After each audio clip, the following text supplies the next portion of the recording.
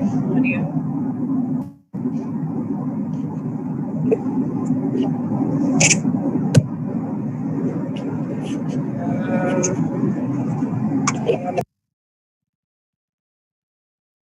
Were they on yet, Mac?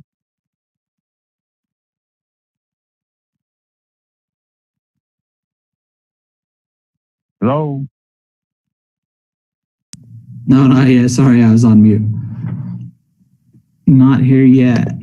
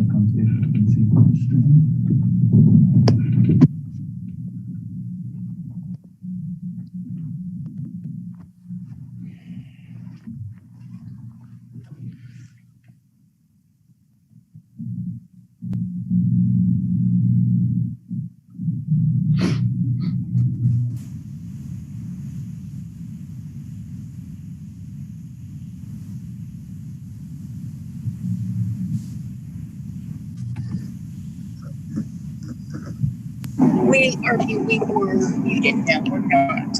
Is that better?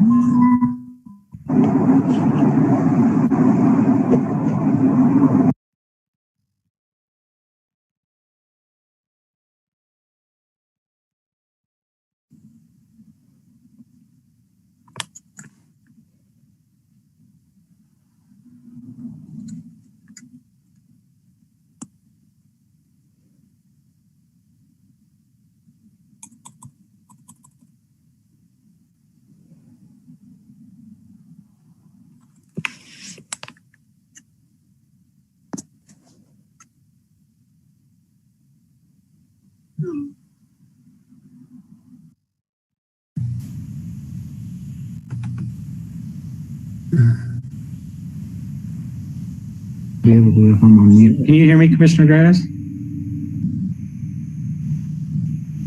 Yeah, I can hear.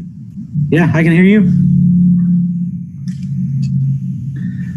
Okay. Okay, we've got Commissioner Maryboy on the phone. I've got Commissioner Gray Eyes on video. Commissioner Adams is live. John David's live as well. It's 11:01. Just kind of as a reminder, throw this out there. Commissioner Adams has to leave around noon, and so we're going to try to get through some of this stuff a little bit quicker than normal. But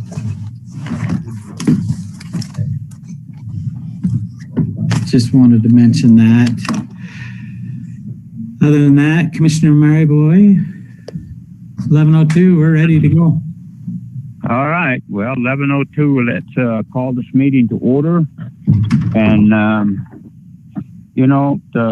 we seem to overlook one thing every time.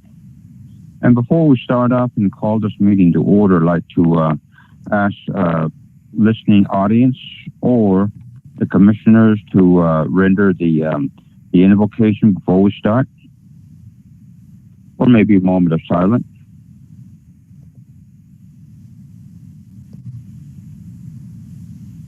I'll do it, Kenneth. Thank you, Bruce. Father in heaven, as we come before you this morning, we're grateful for the many blessings we have and for the country we live in, for the freedoms that we enjoy. We ask you to especially bless all of our citizens and those around the nation who are fighting COVID, that we'll be able to be successful in that endeavor, and that we won't have a large-scale pandemic here and locally or around the nation. We're grateful for the elections that have taken place, and we pray that the results will be accepted, and that those who are called to lead will lead in a prudent manner and make good choices for everyone. We're grateful for our county staff and those who work for San Juan County, and we ask you to bless them and protect them and be with them, especially bless those who are in harm's way, that they'll be safe and protected. We're grateful for this land we live in, and we're desirous that Thou would send moisture to our land, that it might be replenished and that we might have the necessities that we need in our life. We ask you to bless all of our citizens and especially our county commission, that will make good choices as we deliberate today. These things we pray for in the name of thy Son, Jesus Christ. Amen. Amen. Thank you very much, Bruce. And again, good morning and welcome to our meeting. This is one of our regular commission meeting. Last week the last meeting, the meeting take place due to some of the staff catching the virus.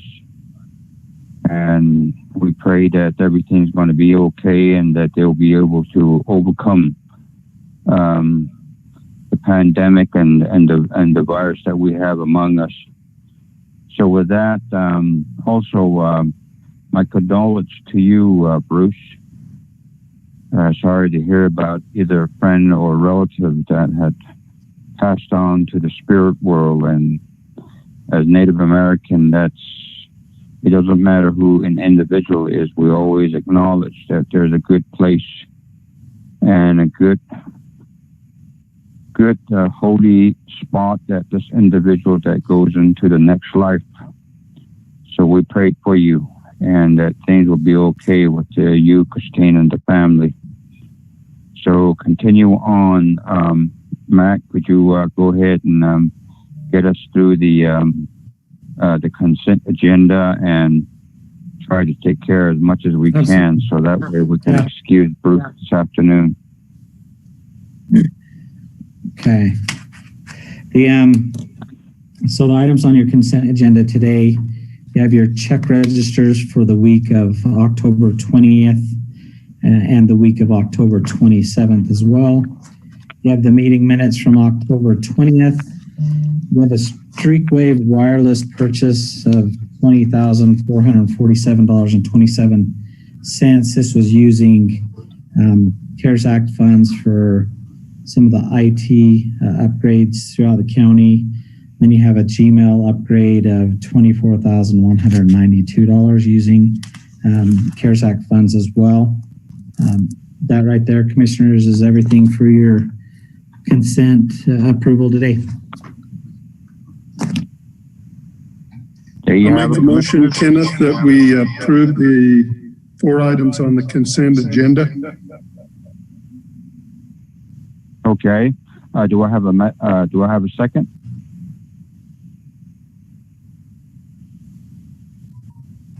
Once again, do I have a second? Yeah, I have a question. Yeah, let's establish a motion. I'll second first, and pose the question. Perfect. Okay. On the consent not agreement, but consent agenda, expense payment, is that included in there, Mac? Yeah, the check registers for the week of so we've got October 20th and October 27th. Yeah. Both of those are in there. So it's item 1 in your packet. You have all of those pages, about 4 pages of expenses. Yeah. My concern was that some of these are huge payments to vendors. I assume they provided the services, goods and services. Correct. We don't have any background information as to what they have delivered. And I wanted to also recommend that a detail. Maybe my concern is, are these recurring expenses that needs to be paid month after month? Those are my questions. So they're all expenses. We just need to get better on the source, where I think if we gave a little bit more description on the source, that would help out. A lot of your large expenditures on here they're either going to be a contract. So for example, you've got a Javiation payment that Javiation right now is doing the airport design. That's $198,000 payment. And then you have the CARES Act grants in here. So if you go through and you look at the $10,000 that we've given to the chapter that have signed up for that. There's only 2 or 3 chapters that are in there. What Correct. about the rest of them? Of the 7 chapters, we've only had 4 respond to the CARES Act requests. And so that's why you only see those on there. The business grants that we use CARES Act funds, you see those on there. So typically around that $10,000 mark were some of those grants that were for the businesses on there. And so those are your larger expenditures, but I'll look at kind of how we're doing that and see if we can get a different description to help you try to determine where those are, or at least so you'll know where those are coming out of which accounts. Right. Okay. But yeah, your major, the bigger ones in there that you're looking at are the grants that have gone through. You've got the IT one that we're presenting today. That was a large one, and then the Javiation. The Javiation, just as a reminder on that project with the design of the airport. We're a pass-through from the FAA. And so we paid them $198,000, but in our revenue stream, we received $198,000 from the FAA on that project. And so, yeah, we'll try to get that described a little bit better for you.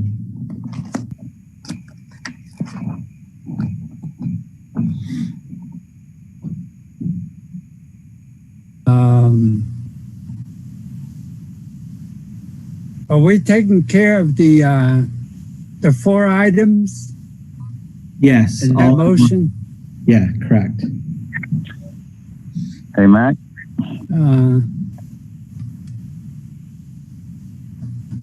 Mac? Yeah, Commissioner. Under consent agenda, we have 1, 2, and 3. There's 3 items, and Bruce went ahead and motioned 4 of them. Correct. There's the 4. Okay, and then the other question: 4. Why hasn't the other chapters responded yet? Did they say why? Well, I know that just like at Navajo Mountain, they're still working through what they want to allocate those funds to. They still have to stay within the guidelines and the parameters of the U.S. Treasury for those funds. And so a lot of it is just, I would assume that they're just waiting to meet. I'm hoping that's the case. I sent them the notice. We've talked to them as well. It's just a matter of them filling out the paperwork and submitting it back to us. Okay. Did they have to have some kind of a form, or did they just contact you? They have to sign that form. So like Mexican Water, you'd already signed the form and returned it back to us. It's just acknowledgement that they understand the CARES Act rules that govern those funds. Oh, okay. Down at the bottom, there's that area where they've got to just propose what they're going to use the funds for. So as long as it's COVID related and helps fight COVID, then we approve it and send out funds. Okay, good. What about the street wave wireless purchase? That's for the internet networking switches that we're installing so that we can go virtual in our meetings. Is that for the our program administration? For the administration building, the sheriff, we've got some going in of the library, road department. A majority of our buildings are covered in that street wave. Okay. All right. You're okay with that, Willie? Oh. Beta. Bruce, you okay with that?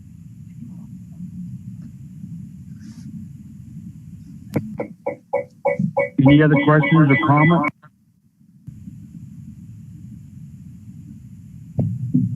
I can pick you up on mine. If there be none, all those in favor and this consent, 4 items. All right.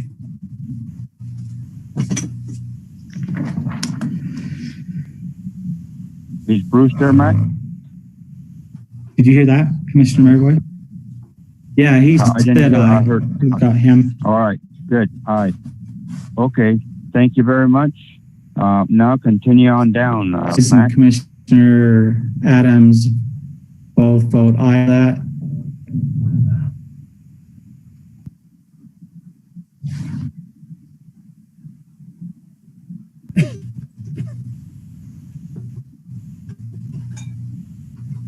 Go on to the next one, How's Matt. that?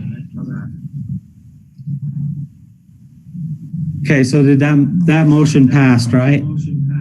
Yes. Right. Yes. Okay. 3 in favor, 0 opposed, 0 abstention. Thank you. Okay, on the one item, we skipped the public comments. And so if you want to wrap back, we can go back to public comments. Looks like we do have several members of the public in our audience online Okay, today. that's my mistake. I will go ahead and allow the public comments. Could you go ahead and call them up?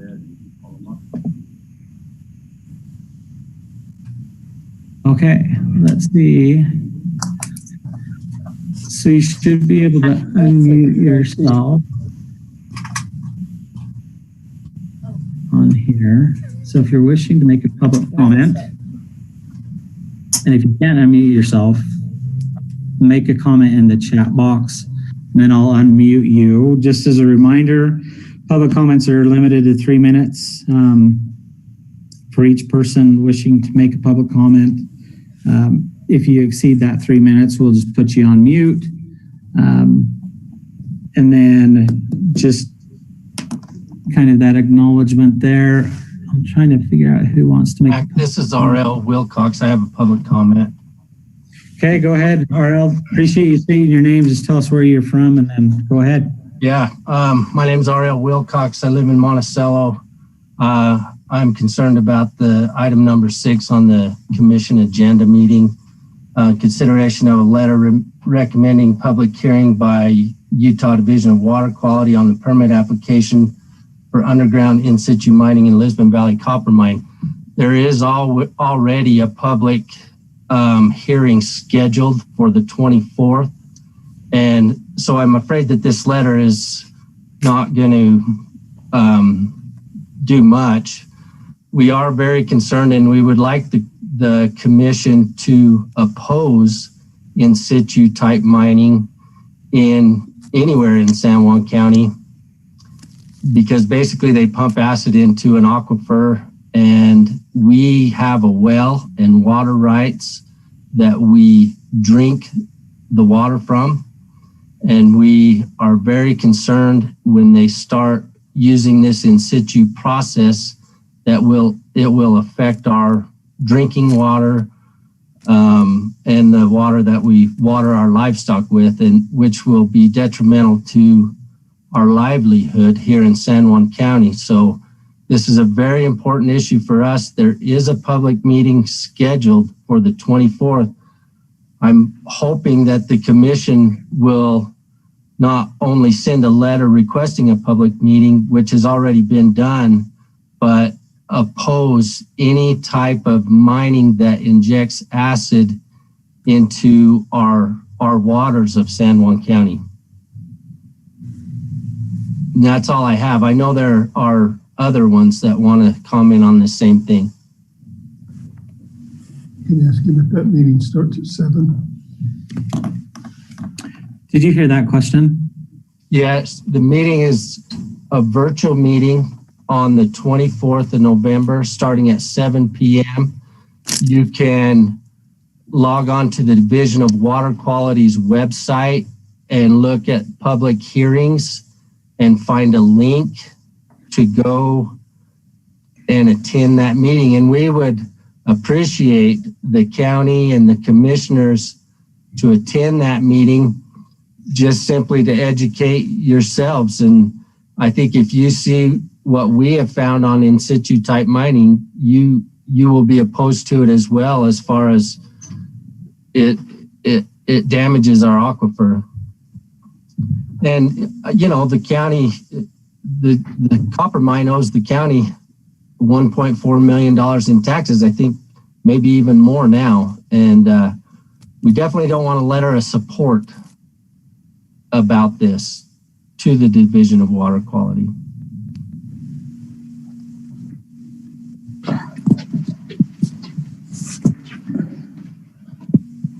Okay. I know there's other people that would like to comment as well. Yeah, that's right there. Thanks, RL. Appreciate your comments. If I could. Okay, go ahead. Just say your name and your address. Hello, good morning, commissioners. My name is David Roccaforte. I'm a landowner in Lower Lisbon Valley. I would like to register a public comment regarding the announced meeting with the Utah Department of Water Quality about the Lisbon Valley Mines permit application for the aquifer exemption so they can pump sulfuric acid underground in an attempt to extract copper. My concern is that their permit is predicated on water, wildlife, archaeologic, visual, and economic impact studies that were performed at the time of their original pit mine permitting process, which was a quarter century ago. Things have changed pretty dramatically since then in Lisbon Valley. During those 25 years, the mine has declared bankruptcy once, run out of operating funds again, been in arrears of their county property taxes for half a decade, had to call in emergency support from the state to prevent an impending ecologic catastrophe, and has visibly scarred thousands of acres. Meanwhile, there are now 2 vibrant businesses and multiple residents in Lower Lisbon Valley, which have developed wells, protected the land surface, bring in tourism dollars, and serve as stewards for one of the few remaining pristine parcels of unspoiled land in that area. As an aside, unlike the mine Wilcox ranches and 3-Step Hideaway, the businesses there have, in fact, paid property taxes to the county in full and on time. Given Lisbon Valley Mine's checkered financial and environmental history, I would ask that the commissioners carefully consider if LaSalle County is the right place to be the Utah proving grounds to host this questionable experiment that places the drinking water of San Juan County residents at risk. At the Utah DWQ meeting, there will be a presentation by the mine's hired hydrology experts, who I anticipate will reference academic studies which purportedly demonstrate that the technique of in situ recovery is relatively safe. Please consider that these studies were paid for and sponsored by Lisbon Valley Mine, and that because of the novelty of the technique, no current in situ copper recovery aquifer has ever been successfully reclaimed. Please know that we, the residents and landowners of Lower Lisbon Valley, strongly object to in situ mining and appreciate the support of the San Juan County Commissioners. Thank you. Thank you. Okay, next. This is Jim Blankenagel. Can I make a comment? Go ahead, Jim. Jim Blankenagel, LaSalle, Utah. I live about 2 miles from Rio Algum, which was a deep mine with a milling process. I'm currently being threatened by the plume that is seeping from the milling settling ponds, the uranium salts are leaching towards my property. At current, they're only about 100 feet from my property. The company is doing a lot of testing to ensure my water quality. But the mine closed about 35 years ago, and now I'm threatened by that. And I could see the same thing happening in Lower Lisbon Valley. The mine could close 10 years from now or 20 years from now, and the people living below there or in that valley could be affected by the same leaching process that I'm being affected by. And I think it would be wise for the county to approach with caution any environmental effects to the local county. Thank you.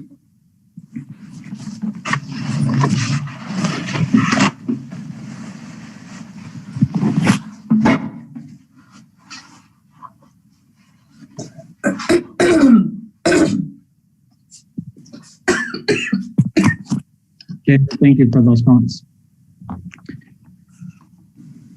Okay, next.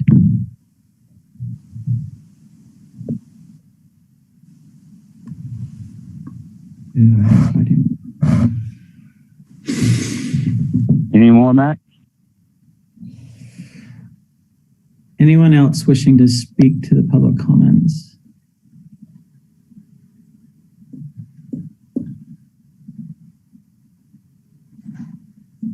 I'm not seeing or hearing anyone else. I see Joan Wilcox on there. She won't speak. Joan Wilcox, hold on, let me see if I can. May.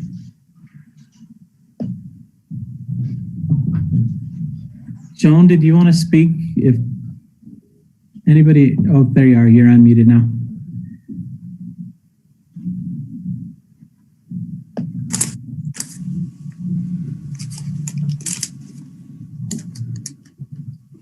Okay, I'm not seeing anybody else wishing to give public comment. Beth. There's a Beth. Beth? Yeah, that might be. Yeah, popping up or unmuting themselves. Oh, Beth, you raised your hand. Let me see if we can unmute you. You should be able to unmute yourself on there. Can you hear us? She's on the phone, star 6. I can hear you. Let's just go ahead and speak. This is Curtis Wilcox from Sal, Utah. Can you hear me? Yes, but I can. Yes. I think. Hold on, let me get Mr. Wilcox. Hold on. Let me see if we can get Beth. I think Beth wanted to. Oh, Beth, did you? Her phone. He's using her phone. Oh, okay. All right. It's like, hey, ladies first. So, whichever ones, go ahead. Yeah. We have a ranching operation in Lower Lisbon for fourth generation ranchers down there. We've spent 100 years developing the water there. It's without the water, our operation cannot go on. I worry about the mine getting approved and believing that they're not going to harm anything. And once the acid is released, we can't get it back, and it's going to destroy our ranching operation. And also my mom and dad's drinking water for the residents. I would hope that the county commission would I'll take the time to look at this very closely and help us to fight this in situ mining, because I'm worried it's going to destroy our livelihood.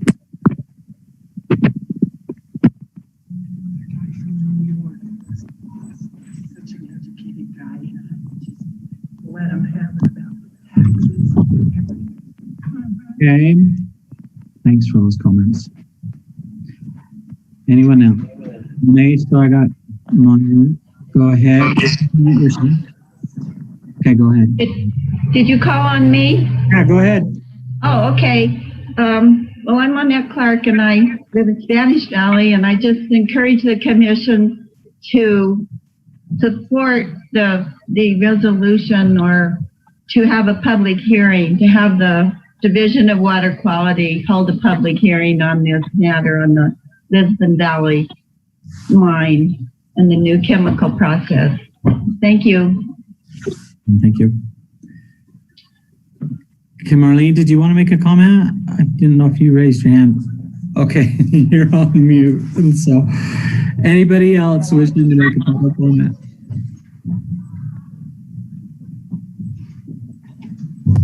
Raise your hand. Once.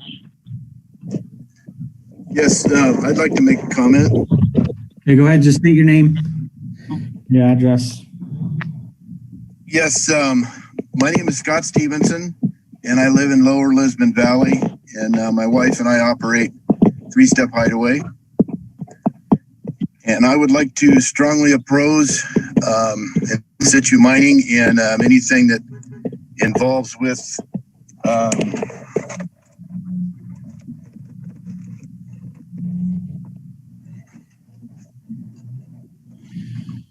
anything that involves sulfuric acid into our ground, and that could possibly leak into our aquifer.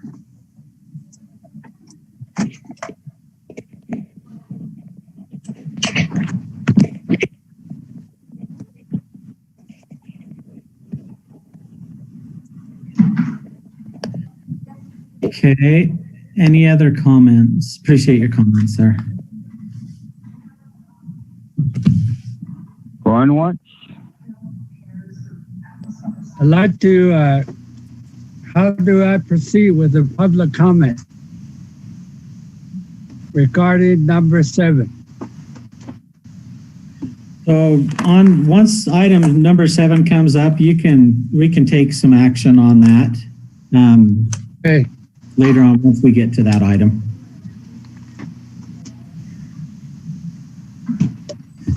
I don't see any other public comments, Commissioner, for. It's just about. Okay, proceed on to the next item there, Mac. Okay, so we are at the, let me make sure I get right to the right agenda. So we're on recognitions, presentations, and an informational item. The first one we have is introduction of nonprofit organization. The New York guy did an amazing job. There's a background. Mute that. So I may be going through and muting some of you guys. So yeah, do that. So back to where I was. Introduction of nonprofit organization Restoring Ancestral Winds Incorporated.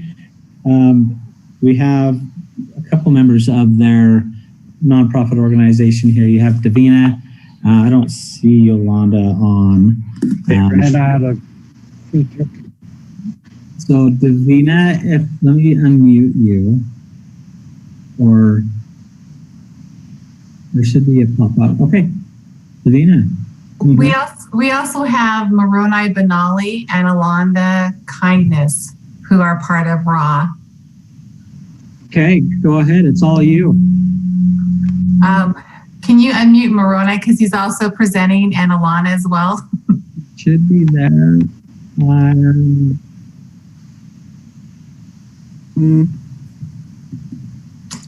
Okay, Moroni. Okay.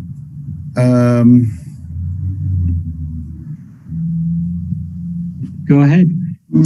All right. Well, go ahead, Moroni. Sorry. Sorry, Yate. Hi, Yate. Sanantado, everyone. Nashashin Slendo, but Anni Bashis Chindo, Tuahanai Dashacheto, Tabahai Dashanale. I said, what the condemned Nasha, Kadain Lay, Salt Lake, a Restoring Ancestral Winds, a Banashnish. And I'm the coordinator for policy and advocacy for Restoring Ancestral Winds. And I'll let Davina and Alana just quickly introduce themselves.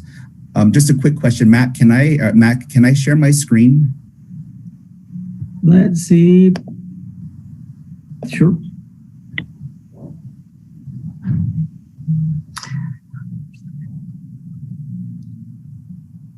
Does it let you? Go ahead. It is not letting me share. Okay, I'm going to switch you to the host. Now try that. There we go. Yat Shea Davina Smith and Shiat Kachini, the Shiat Kapahambashin. I am the community engagement and trainer for Restoring Ancestral Winds, and I am grateful and humbled to be here today to present before all our commissioners with San Juan County.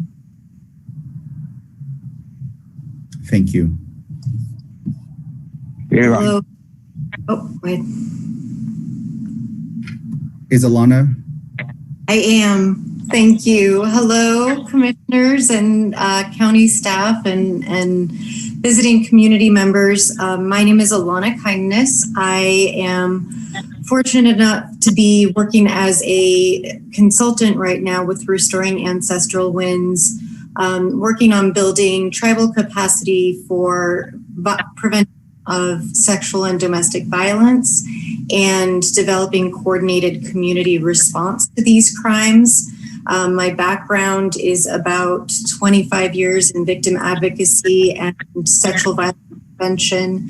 At the state level in Utah, I'm director of the Utah Coalition Against Sexual Assault, and then recently working with Yolanda and many members of RAW and Navajo Nation Council, specifically on addressing violence prevention on Navajo. But in my role at UCASA, I was able to spend some time in San Juan County and work with the providers there, the service providers, some of the law enforcement there. So I'm looking forward to being a part of this effort. Thanks. Great, thank you. And we do have our executive director, Yolanda, who is not able to attend this call. And so the three of us will be presenting. So just quickly about who Restoring Ancestral Winds. We are a nonprofit funded through the U.S. Department of Justice for the Office of Violence Against Women. And we work and are funded primarily to work with tribal nations and indigenous communities throughout the Great Basin area. So we work with all of the 8 federally recognized tribes in the state of Utah, as well as the indigenous tribal communities that are in urban areas as well. And really our entire focus and mission is ultimately just to end violence among tribal communities and within tribal communities. And ultimately as well to work with our partners to end domestic violence, sexual assault, dating, family violence in all of our communities, regardless of race or ethnicity. And so our focus is really just to end this type of violence that happens oftentimes in the home. And so just a little bit about who we are. This is our executive director, Yolanda Francisco Nez. She had worked for some 18 years for different mayors in Salt Lake City, and has recently taken over as director for the last 4 years, and has really shifted the focus of RAW and has really helped us and helped RAW start working with the state and other organizations to really start finding a way to collaborate to end this violence that's happening in our communities. And I'm not quite sure who that is. Anyways, that's me, obviously, a coordinator for public policy, and I do a lot of research and work with the different tribes on providing technical assistance and training as well. And then we have our community engagement and training specialist, Davina. Davina, you just want to quickly just tell them what it is that you do? And then I'll just hand the slides over to you from here. So my role is basically collaborating with not only our tribal community members and leaders, but also at a state and community level. Our role as RAW is that we are a bridge builder. We want to connect, awareness of what RAW is about. And so that is kind of primarily what I do is I go and educate our communities about this awareness of missing, murdered Indigenous relatives, Two Spirits as well. And I know the one thing is most important is that focusing in San Juan County. I am from San Juan County. I grew up in Willamette Valley, also lived in Blanding, graduated from Blanding High School. So this is very dear to me to present today because this is something that's all important for us. And so RAW was established in 2014. It's a non-governmental organization. It is Indigenous led, as you saw that our executive director, Yolanda Francisco Nez, is our AD. And I just want to also include that she regrets being here at the meeting today. I know she really wanted to meet with our commissioners and is looking forward in meeting with all of you in the near future. Our board of directors include Griselda Rogers, who's from White Mesa, Dr. Dina Ned, who's a professor at the University of Utah, and then Alexander Castagno, who's the board treasurer. Our operating funds, as Mauro and I mentioned, our grants are from the U.S. Department of Justice, in addition with Utah Department of Health.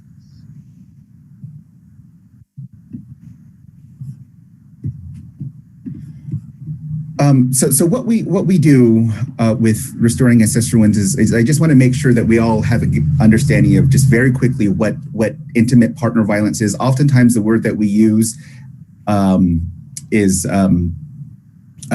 like a battered woman. That's oftentimes a language that we often had used for a while, and that's kind of what we're doing and taking a look at how do we find a way to reduce this violence in the home.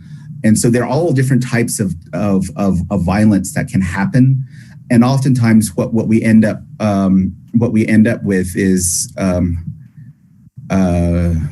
right here is when we talk about this type of violence, we're talking about what is called intimate terrorism, or just primarily male centered, and this is the type of violence that occurs continually. And we see, and oftentimes we've probably said this before, it's like, oh, they're at it again. And those are the types that we tend to think of what's happening. But then there's also this other type that we're beginning to really understand now as a result of the pandemic, which is what they call situational couple violence, meaning that these are couples who had never had, most likely had never experienced any type of physical violence before, but like as a result of the pandemic, people lost their jobs, they had to stay in home and other things. As a result of that, they were put together in a situation that I don't think either of them knew how to navigate. And oftentimes in those situations, violence may escalate into something fatal, but it's a one-time thing. And so those are the different types of violence that happens. And then there's like violent resistance. And this is when we say that women don't fight or don't do that, oftentimes women will push back, and that's also called intimate partner violence. And this is when women are trying to be defensive and defend themselves from other types. And so we can keep going on with this, but I just want to make sure we get those three top ones, just so we understand that there are different types of violence and different types of people who engage in that. And just why we do this, it just helps us to better understand the nature of what's happening in our communities. And what we're finding here is this is a report, the most recent report that we have on just domestic violence within Native communities. And what we found from this report from the U.S. Department of Justice is that they found that there's an elevated prevalence, and we can see that very clearly among Native Americans for becoming victims of intimate partner violence and sexual assault. And just a quick overview, if we take a look here at Indian country, sorry, I don't know what's going on.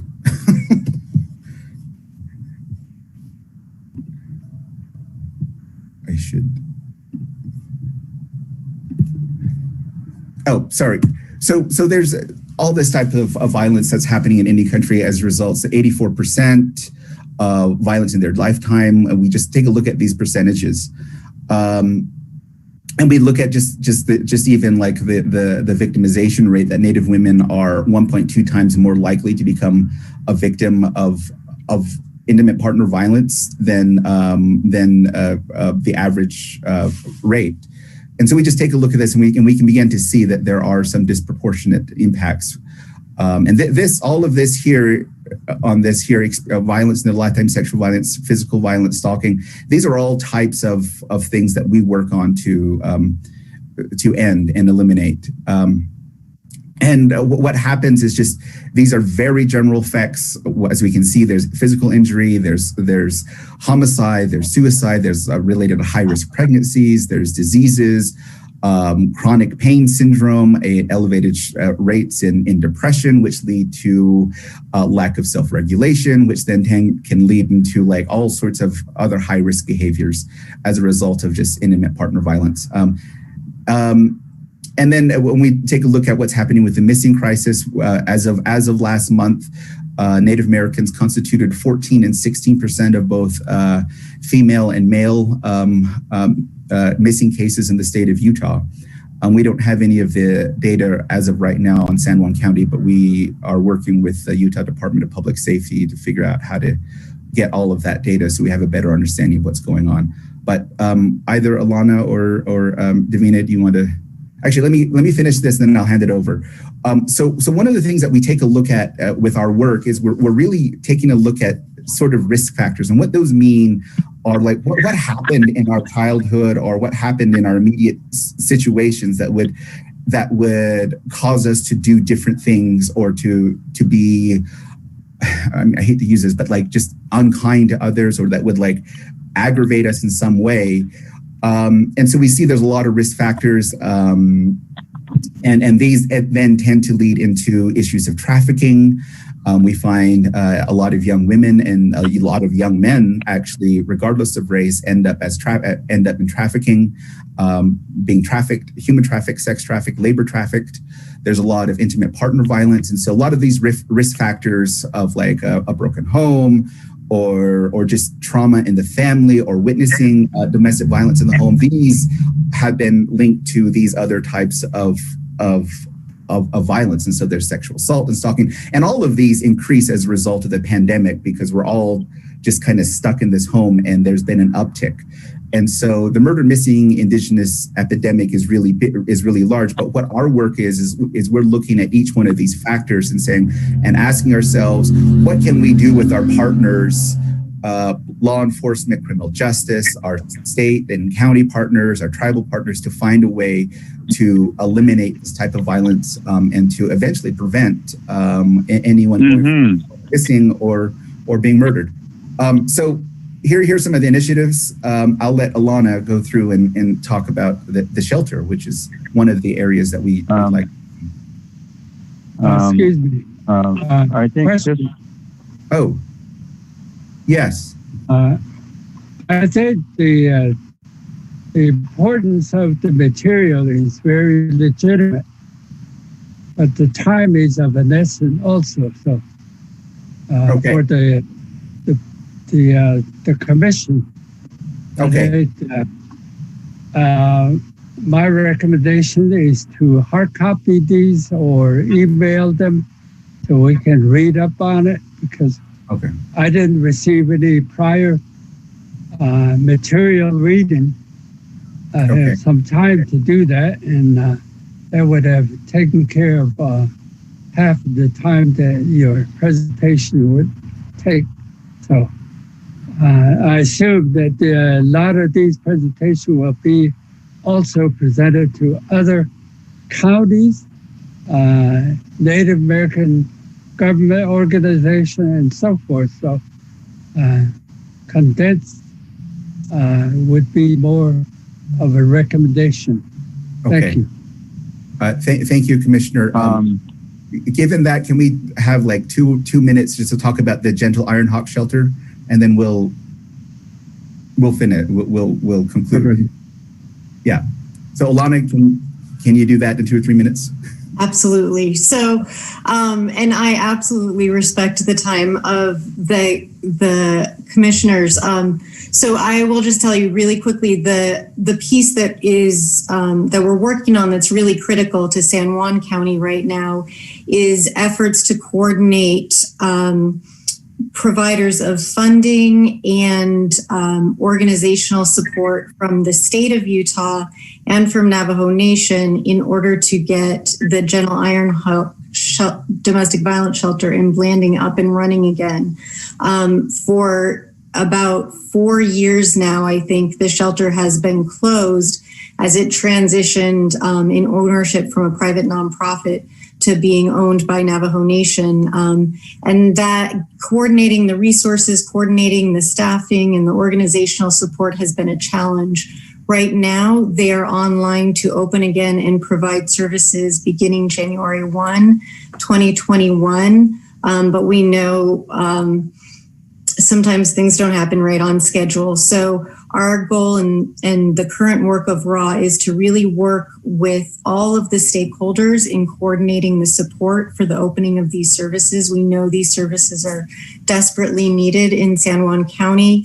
And we know there are some service providers there, but they're really struggling to meet the increasing needs of domestic violence survivors. So we would love to engage with members of the commission going forward and keep you updated with information. And I appreciate the input and advice that we'll try and prepare some informational sheets and get those out to you to just make sure that you're always included in any developments, any other open meetings, so that you are hearing the feedback from those meetings as well, so we can keep you informed and then welcome your input and guidance. Thank you. Thank you very much. I do believe that the intent is good and the organization is good. Maybe get in touch with our administrator right there and keep the continuity going, and we'll see what we can do. There is a need for such in San Juan County among the on the reservation site, so we appreciate that. Thank you very much. Thank you. Yeah. Thank you.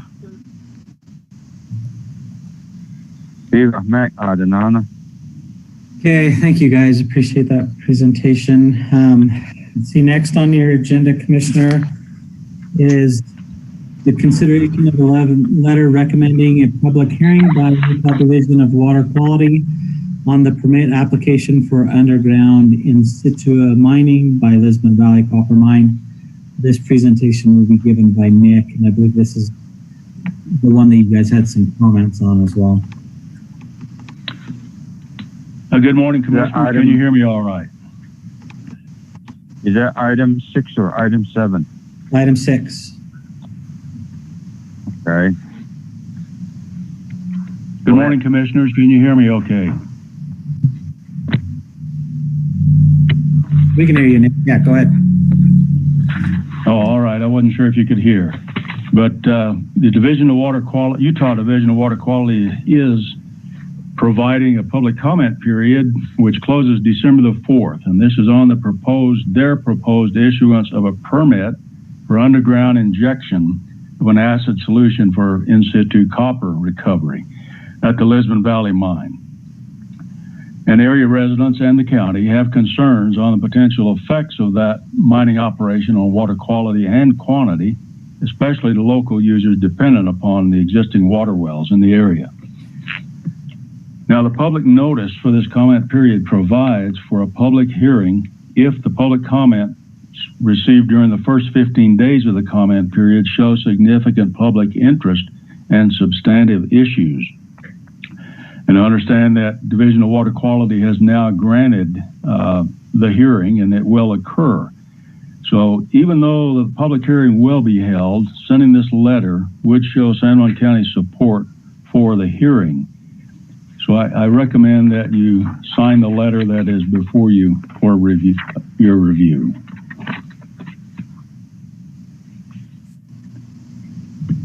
Thank you.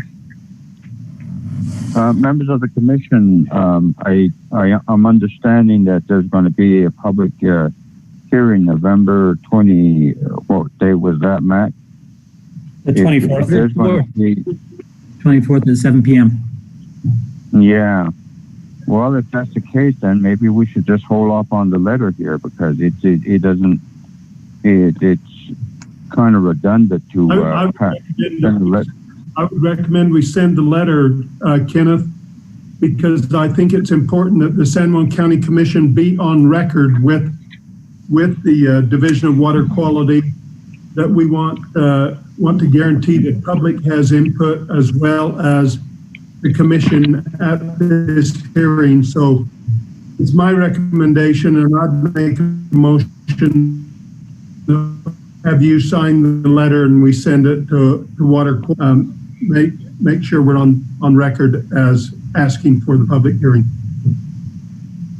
Boy, we're cutting out really bad. Well, I Did you get that, Commissioner? Second, so we can discuss this and then.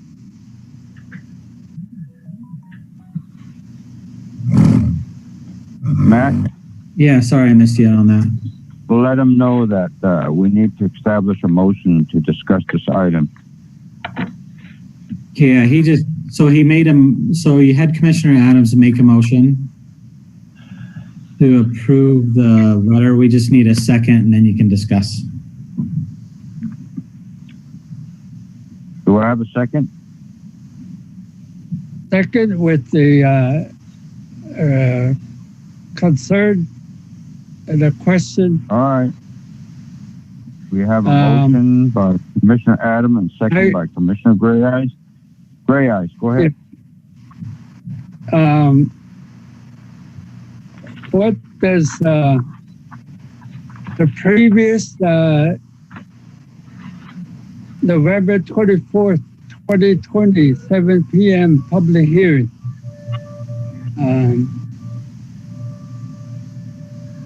How does that go clash with whatever? Is that the same date that the public hearing will be sponsored by the state or department?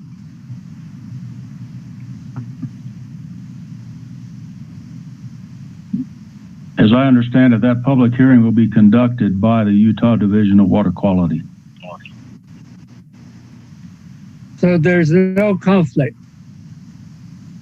Why hasn't if that information should have been inserted in there, the public hearing to be held at November 24th, 2020. So there'll be no question about it. I think at the time we produced our board packet, we weren't aware of the public hearing on there. And so with Nick's comments is the initial process was to have a public comment period. And then if there were enough public comments, it could go into a public hearing after that. And it sounds like they're keeping that going, the public hearing. And so we still want to encourage them to go to public hearing. Yeah. Well, there's two different things. Public comment is something other than public hearing. Yeah. So that's what I was trying to distinguish. Yeah. In terms of that.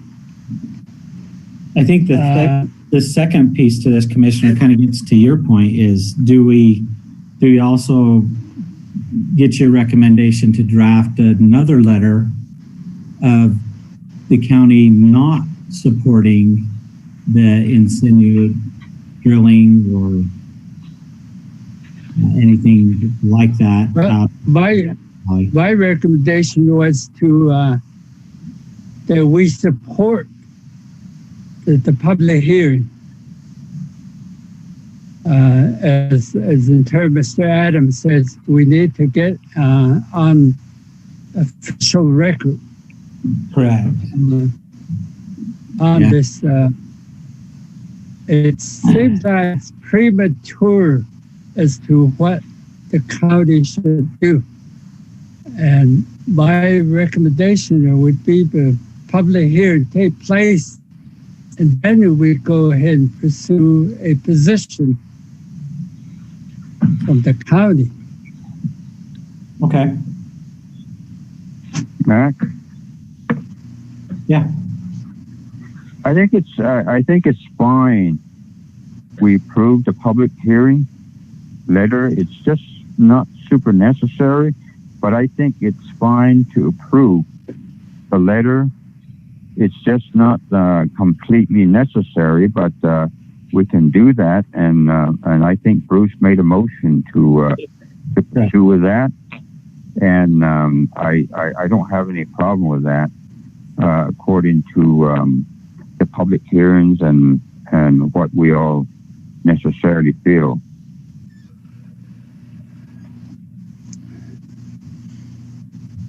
Okay. You gonna vote on it? Well, if there's any other comment, all those in favor? Aye. I hear an aye from Willie. Do I have an aye from Bruce? We had an aye from.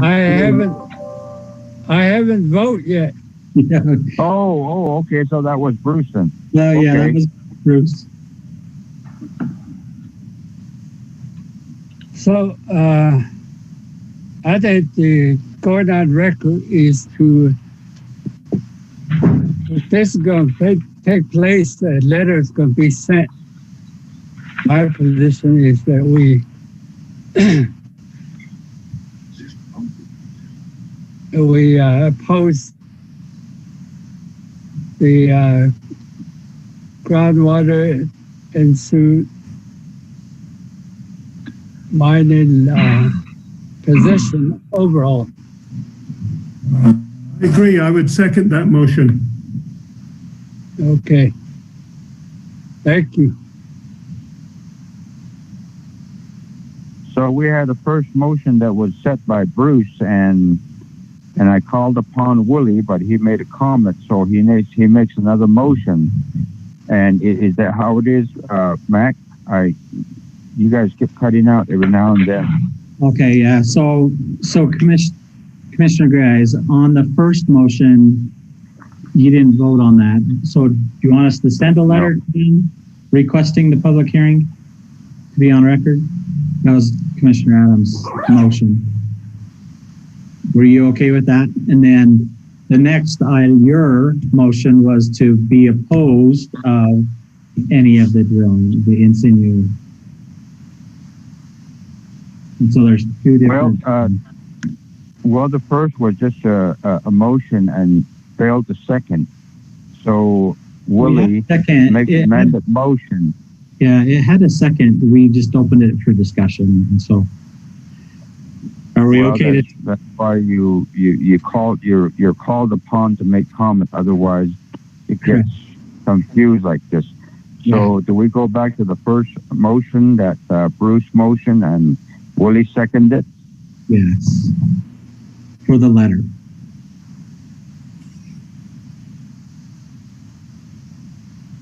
Are you okay with that, Commissioner Grice? Can't hear you. Yes. Okay. Go ahead and vote on the first motion then. Okay. My motion would be to oppose. Okay. So Commissioner Maryboy.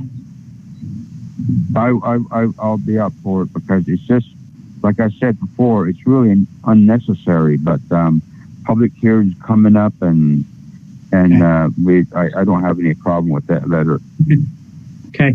Then on the second motion, Commissioner Gray Eyes, you had made the motion that we not support this process. And then Commissioner Adams seconded that. Yes. So what's your vote? Right. And with that, all those in favor? It's just you two now. Aye.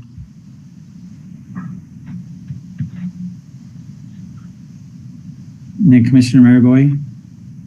Aye. Yeah. There you go. Any abstention? So at that Any motion, opposed? excuse me, Gray eyes. at that motion, that would be made, the main motion, I've made a substitute motion. Correct. To not support the in situ. Yeah. Correct. So that will be our opinion. That will be if on our public comments during a public hearing, that's the county's position is we're not supportive of the in situ mining. So that's the position we'll take.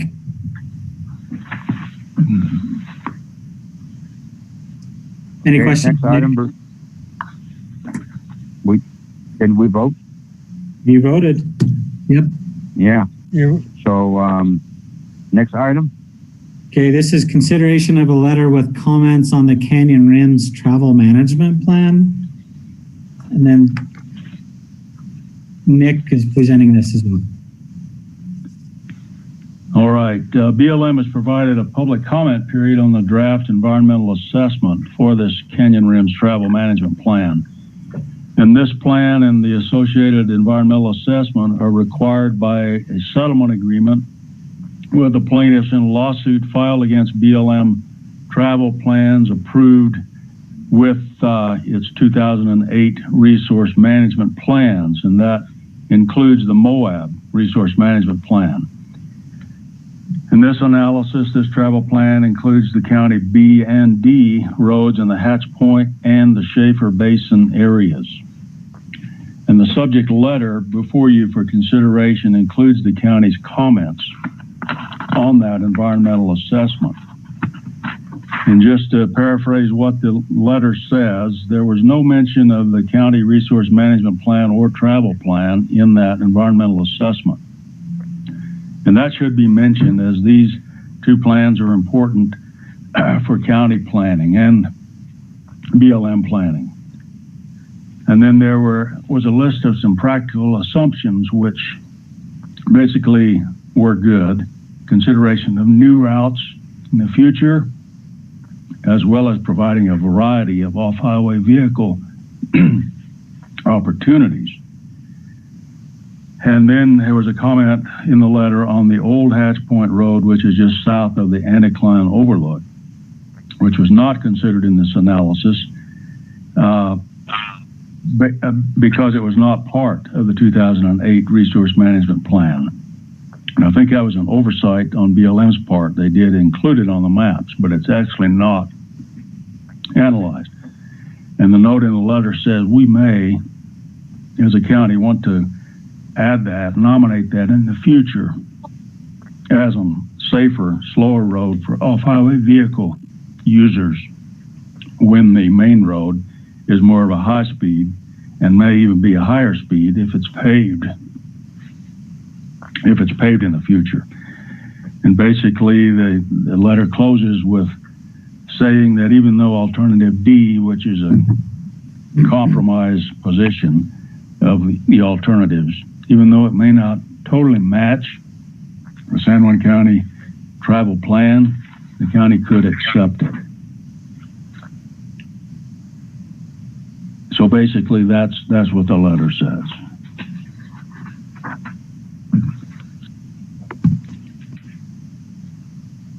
Okay. Motion to discuss for the discussion item. Motion to motion by Commissioner Gray Eyes. Do I have a second? To insert a letter that I have sent to Mr. McDonald in place of the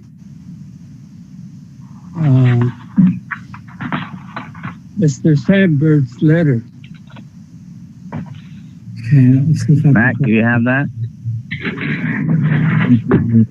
Let me see if I can get to it. Nick, I sent you that letter. I did see that this morning. The motion basically has, Go ahead, Nick. Basically, what Commissioner Gray's letter states is he advocates for alternative B, which is the most restrictive alternative and provides the most protection for wildlife and cultural potential impacts to wildlife and cultural resources.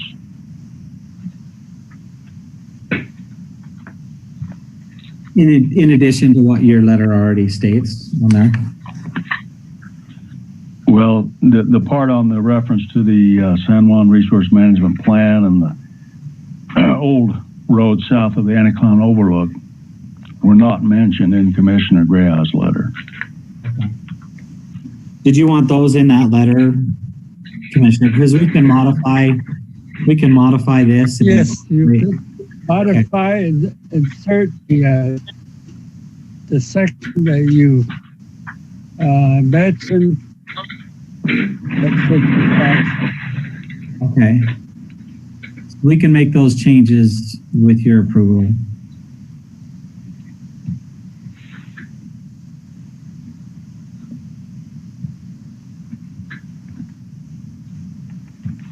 Only those changes.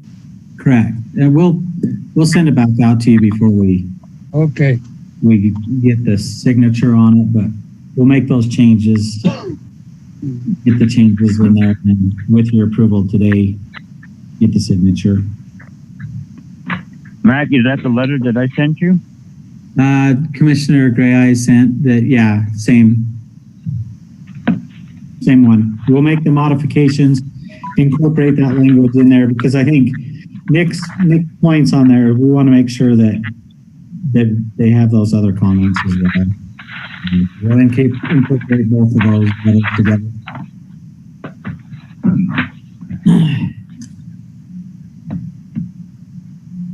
And with that, we need your approval and we'll get it done. I was kind of hoping that none of the wordings be modified or changed in the letter that we sent you. Do you want us to incorporate our language? We can incorporate our language into that one. That's no problem. It just wasn't all inclusive of everything that we needed in that plan. Well, like I said, no change, and I fully cannot support the letter that's going to be coming out from the county to approve some of the things that I really don't agree with.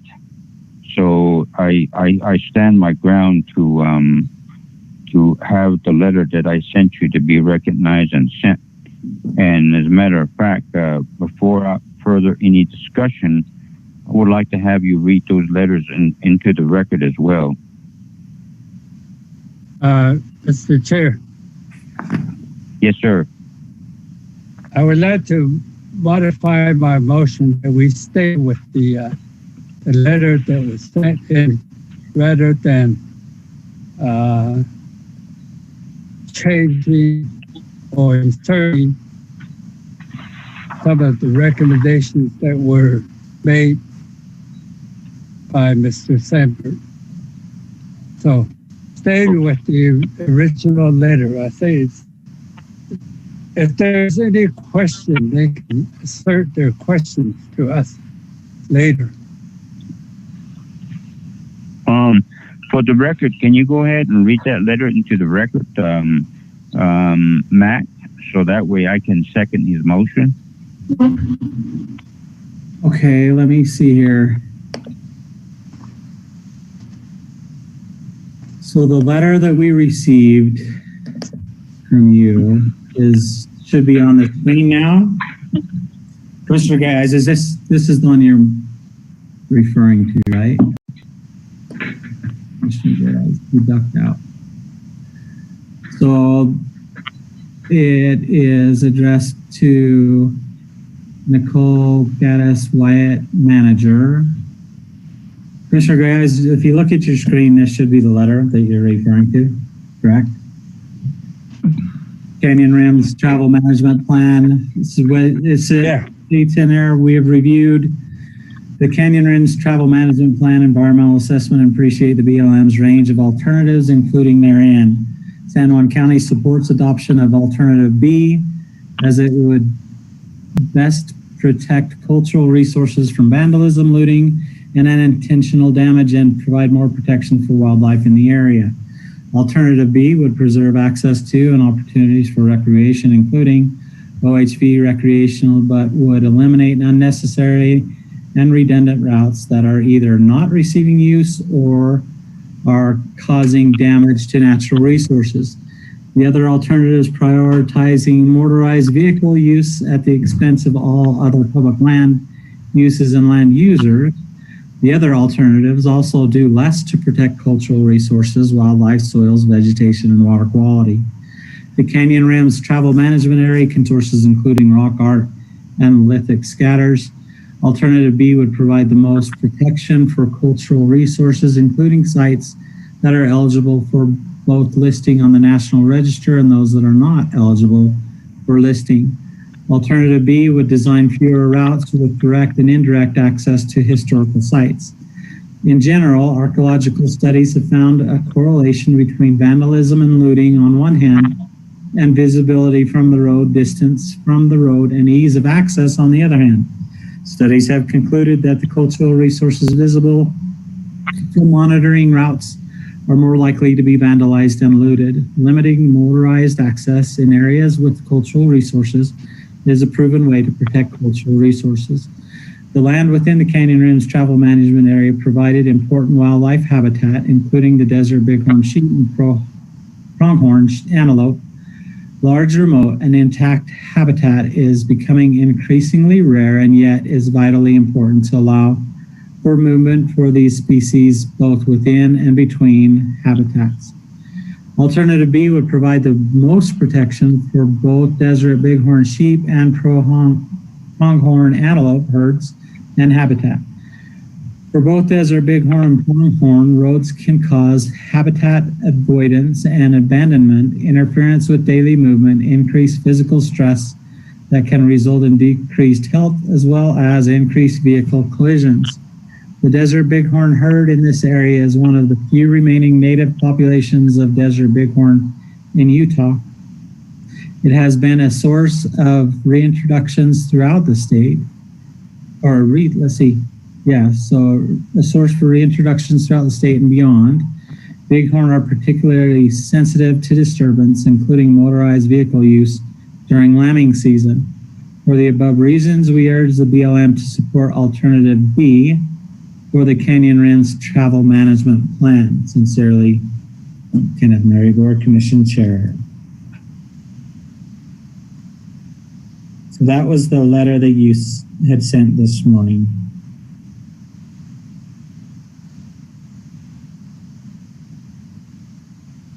Still there? For the session, my motion is to stay with, and modify my motion not to insert. Stay with this. If they have any question, they can come back to us. That would be the option. Yeah. So thank you very much. My phone keeps muting on me. Two letters that's before you. I recommend that we support the letter that's been read into the record. And if there's no comment or question, I will call for the question. All those in favor? Aye. Aye. Thank you very much. I believe that Bruce has gone to the funeral, right, Matt? He has, that's correct. Oh, okay. All right, the next item. Okay, the next item on your agenda is, so we're in business and action items. The next one is consideration and approval of the Verizon Hotspot Grant contract. This is by Nicole Perkins, our library director. I'm not seeing her online. Here, Matt. Oh, hear me? Yeah, I can. Go ahead. Do you want me to present each one alone or both of them at the same time, or how would you like me to do that? Alone. Let's take each one individually. Okay. Let's see.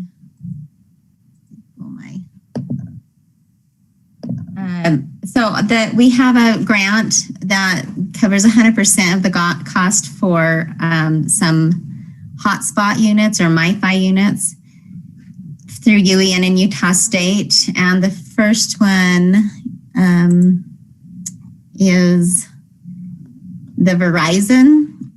Through Verizon, we would like the commissioner's approval to sign on a contractor agreement, or for the commissioners to sign a contract agreement with the Verizon to have 10 units, and it would cover 1 year's worth of data and filtering that would meet our SIPA requirements, as well as carrying cases and any other costs that go along with that. And what it would be is we would pay up front for it, and then UEN and Utah State Library would reimburse us for all costs 100%.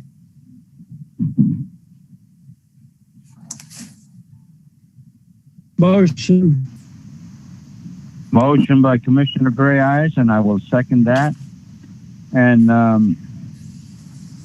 I think in my area, there's quite a few students and also connected with the libraries. White Rock, that's one of the worstest part. I have a MiFi that works every now and then. And I've been requesting to have some kind of a repeater to be set right up on top of the White Rock to have a coverage for a whole slew of people from here to Mexican Water down to Tijuana I, which is Chinle Wash. And we need that service really bad. If you can figure or look and consider that in some way, we sure would appreciate that. And any other questions, comment, Commissioner? Question. Presenter, when you mentioned cost reimbursement, is that going to happen? Does the program, or who's putting up money up front? So you indicated that the state will reimburse 100%. So the request would be for the county to front the money to pay up front, because it's a reimbursement grant. And then all I need to do is turn in all the invoices and receipts, and then they will reimburse us 100%. So it won't cost us anything to do that, to purchase these units and to have service for a full year. How much of the monies are we talking about? Money. Right. So the first set, which we're talking about with the Verizon, with the hard carrying cases, I've got a quote of just over $5,000. Oh, but hold on. Let me grab it. I think it's just $5,800, just over that much. $5,560.30. Well, that doesn't include the carrying cases that we will purchase to cover those. So with that, it comes to, hold on, let me see. It comes to just over $5,800 for the Verizon. $5,860.20, I believe. For how many units? That's for 10 units, and it's supposed to have unlimited data, and it's supposed to be for a full year coverage for each unit. And what we'll do is we will distribute the units throughout all the libraries where we have branches for patrons to check out and use. $50,000 you're talking about? No, 5,008. Just over $5,800 for these 10 units with service and okay. All right.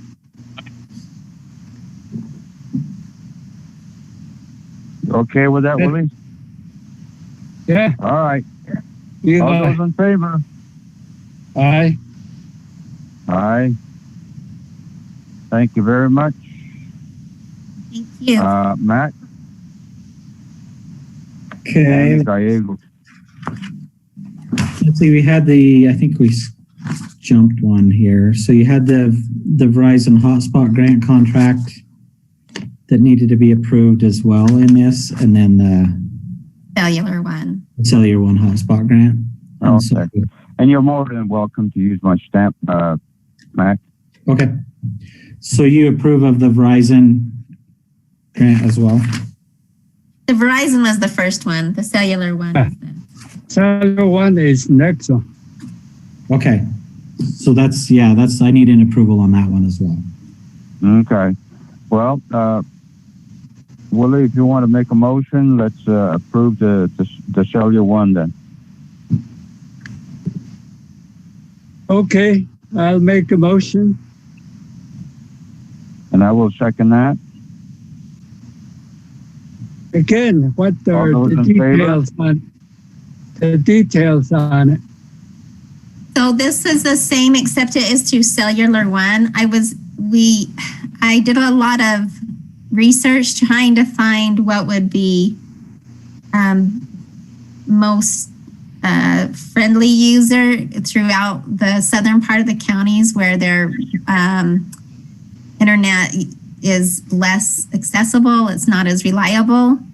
And the feedback we got from our patrons from Montezuma Creek and Bluff area and through that area was a mix between the Verizon Cellular One, and that's why we went with the Cellular One for part of these. So that's why we have Cellular One as well, hoping that we will get a good mix so that one or the other would be hopefully be useful to the patrons down south and also way north with LaSalle area. They also have a lot of issues with being able to connect to the Wi-Fi or having Wi-Fi in their homes. So it's the same thing. Everything is covered by UEN and Utah State Library through a grant. And the cost is very similar. It's right about the same as the Verizon. But I am requesting that it's a grant where we will need to pay up front, and then they reimburse us once I submit all the receipts. And most of our contracts are like that with Utah State Library, where we pay up front and then they reimburse us, and they've always been really good to pay immediately. Anything provision for Navajo Navajo Man? I'm sorry, can you say that again? I heard Navajo Mountain. Yeah. Is there one plan for Navajo Mountain? So without the branch, the schools open, our branch there is connected to the schools, and with the schools closed, we don't have access to the patrons there.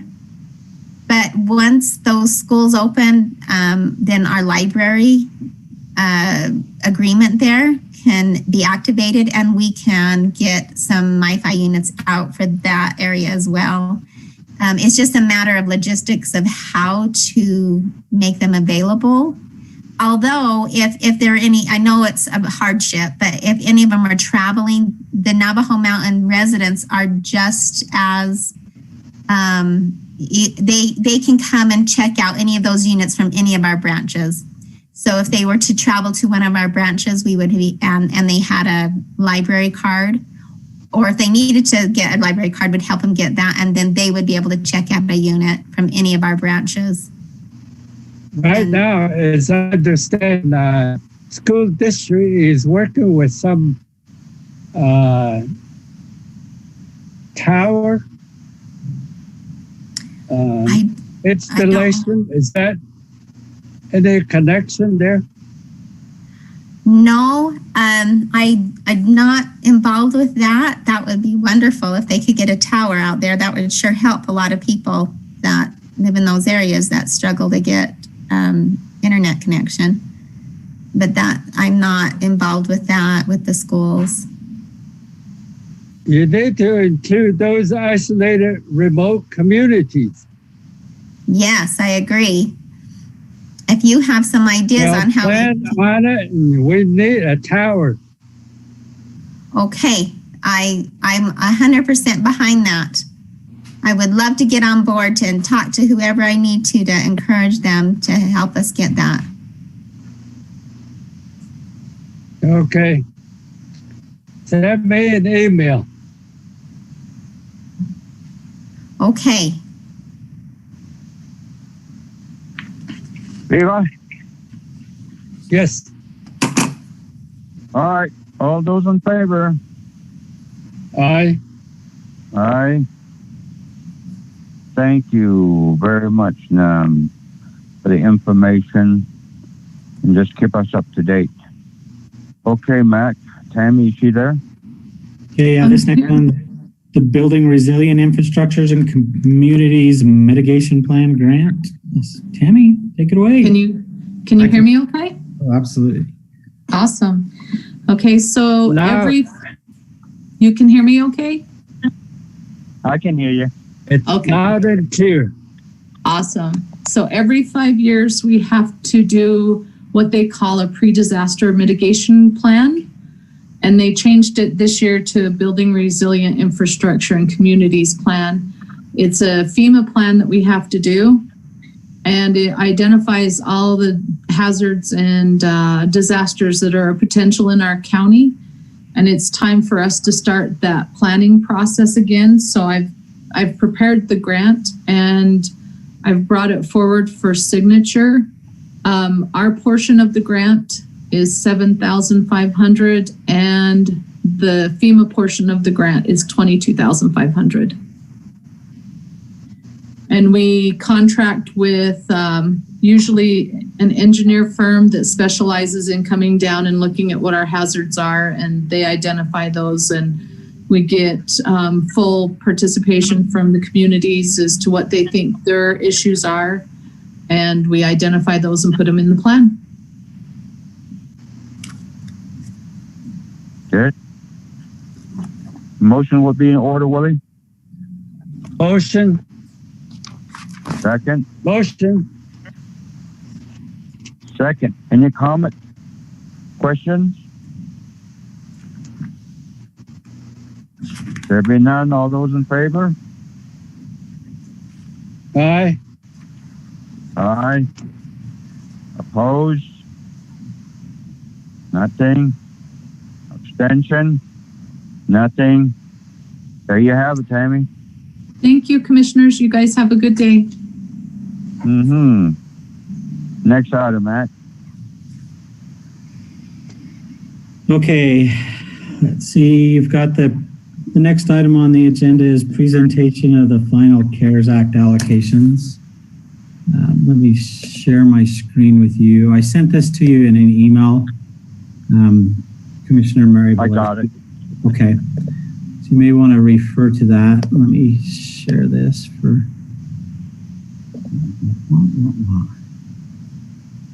just a second. Let me pull this. Okay. So with our CARES Act, so far to date, we've been working on all of the expenditures that you've approved and allocated with the first round and second round of CARES Act funds. The first round we received $729,365. Second round we received another $718,619, and then this final round it's the same $718,619. Total allocated from CARES Act is $2,166,000. our proposal for this third round, so year to date, we've distributed the 1.3 million, which is kind of, if you go through that, it's everything that we've talked about and approved in the past, where you see like the chapters, grants. Haven't heard back from the Ute tribe yet. We're still trying to get in contact with them, but a lot of communications, website, the approvals that you made today were a part of that. In this next round, we're proposing $55,000 to be spent for one of the requirements of the CARES Act funds is that we prepare for vaccine distribution, making sure that we have the appropriate equipment. A lot of the distribution, a majority of the distribution is going to be held and administered through the Department of Health and the clinics and hospitals. But nevertheless, we want to make sure that we have the capability and means, if it goes bigger on the distribution, that we have the capability. And so we're requesting a tent and just some heating equipment, as well as some odds and ends, chairs and tables, things like that, so that we can fully administer that. But nevertheless, we want to make sure that we have the landfill. We recognize that there's odds and ends, chairs and tables, things like that, so that we can fully administer that. But nevertheless, we want to make sure that we have requesting the landfill. We recognize the chairs and tables, things like that, so that we can fully administer that. Make sure that we have, as they do come in contact. The landfill. We recognize the COVID-related materials, like that, so that we can fully administer that. CDC in issuing guidance on how to properly, as they do come in contact. The landfill. We recognize the COVID-related materials to our landfills. Fully administer that. On here, we've been asking for 7,000 of it to be distributed to the fairground. This will allow us to spray off the bleachers as well as order hand washing stations. So on here, when we do have an event there, 7,000 of it will have the hand washing stations, fairgrounds, and wash their hands. This not only them, but also spray off the bleachers as well as order hand washing stations. So on here, including our TV communications, going through and upgrading the transmitters. So those for sure, as well as the building and crossings we need, including our TV communications, going through and upgrading the transmitters, separate us out of the builders right now. So those for sure, as well as the building and requesting 25, including our TV communications. The San Juan TV is kind of a discussion that we wanted to have with you today. We put 25,000 for the building. This was kind of one of those recommendations that came out of the blue. I'm not really fond of the TV station. I don't know how you guys feel about it. We wanted to have with staff, we would do it. 25,000 to have it. This is hosted one of those stations full time. I would be primarily fond of blank stations, advertisements on it. But there's just the capacity to host a TV station. We're not that here in San Juan County. And so we can actually do away with this one, unless there's a need or you guys feel strongly about having San Juan County TV. We already, with our commission meetings, we're already live on Facebook. We're already live on YouTube. And so if people at their homes wanted to access our meetings, they can already do so through the internet. And so I don't think there's a segment of the population that we're missing out on. There may be kind of an older generation that's not connected to the internet that may be missing out on the meetings, but we also, once we get back into live meetings, can accommodate them. The other one, we're putting 60,000 back into economic development grants. There's still a couple businesses that have been left out of the previous rounds. We want to make sure that that we can assist as much as we can. On there, we've got $50,000 for building automation. This is one of those things that I talked to you about previously in the last reiteration is, if it comes to a point where we have excess money, then we would go through and automate our toilets and our faucets in our buildings so that you wouldn't have to twist the handles in there. All of our sinks and toilets would be automatic flush and automatic water dispensing on there, so less hand touching in a public building. About $50,000 for that. And then we've got a request on here for $33,000 to go towards the handles in our buildings. The handles are the old knob style door handles. We'll replace those with lever. So if people don't want to touch it, you can easily just push down on the lever with your arm. They're also ADA accommodating. Right now, the doorknobs that we have in our buildings are not ADA accessible, and so it's important that we upgrade those. And we felt that we could use the COVID funds, and it's applicable where a lot of people are just pretty skittish about touching doorknobs, things like that. With the levers, they could use the shirt sleeves, things like that, to open the door, to push through, to gain access into our offices, into the building. That kind of puts us at $366,000 of the $718,000. So with those requests on there, that pretty much leaves us with a total of $483,101 left unspent of the CARES Act funds. The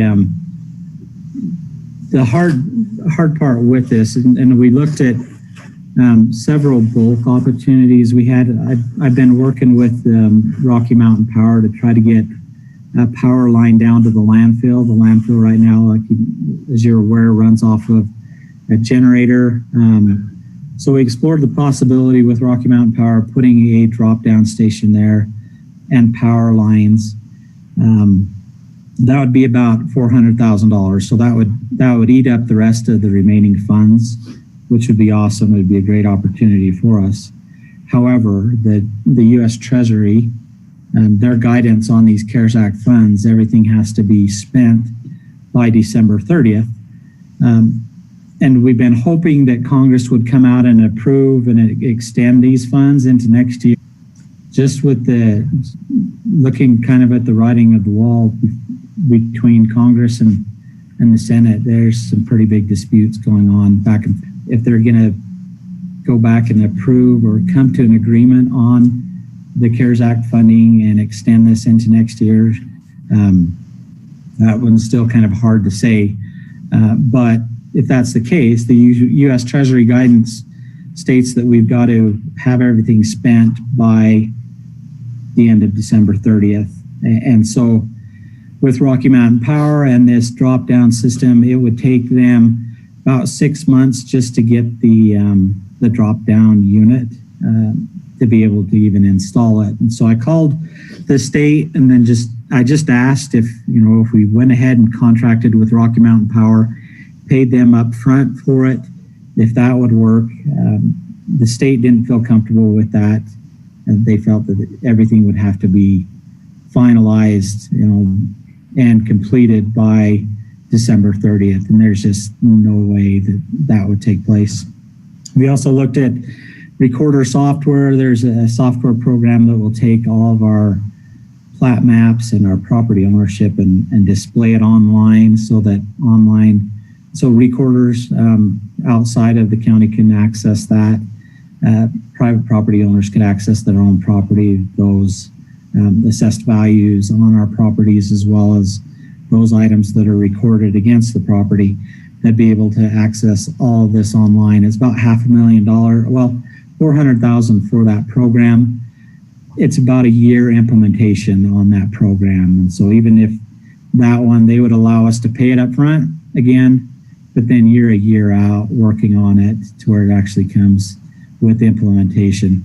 The U.S. Treasury allows for, they kind of added a caveat in the language that, because they realize the fact that this is, you know, a lot of people, a lot of cities and towns are updating their websites and things like that, going more online.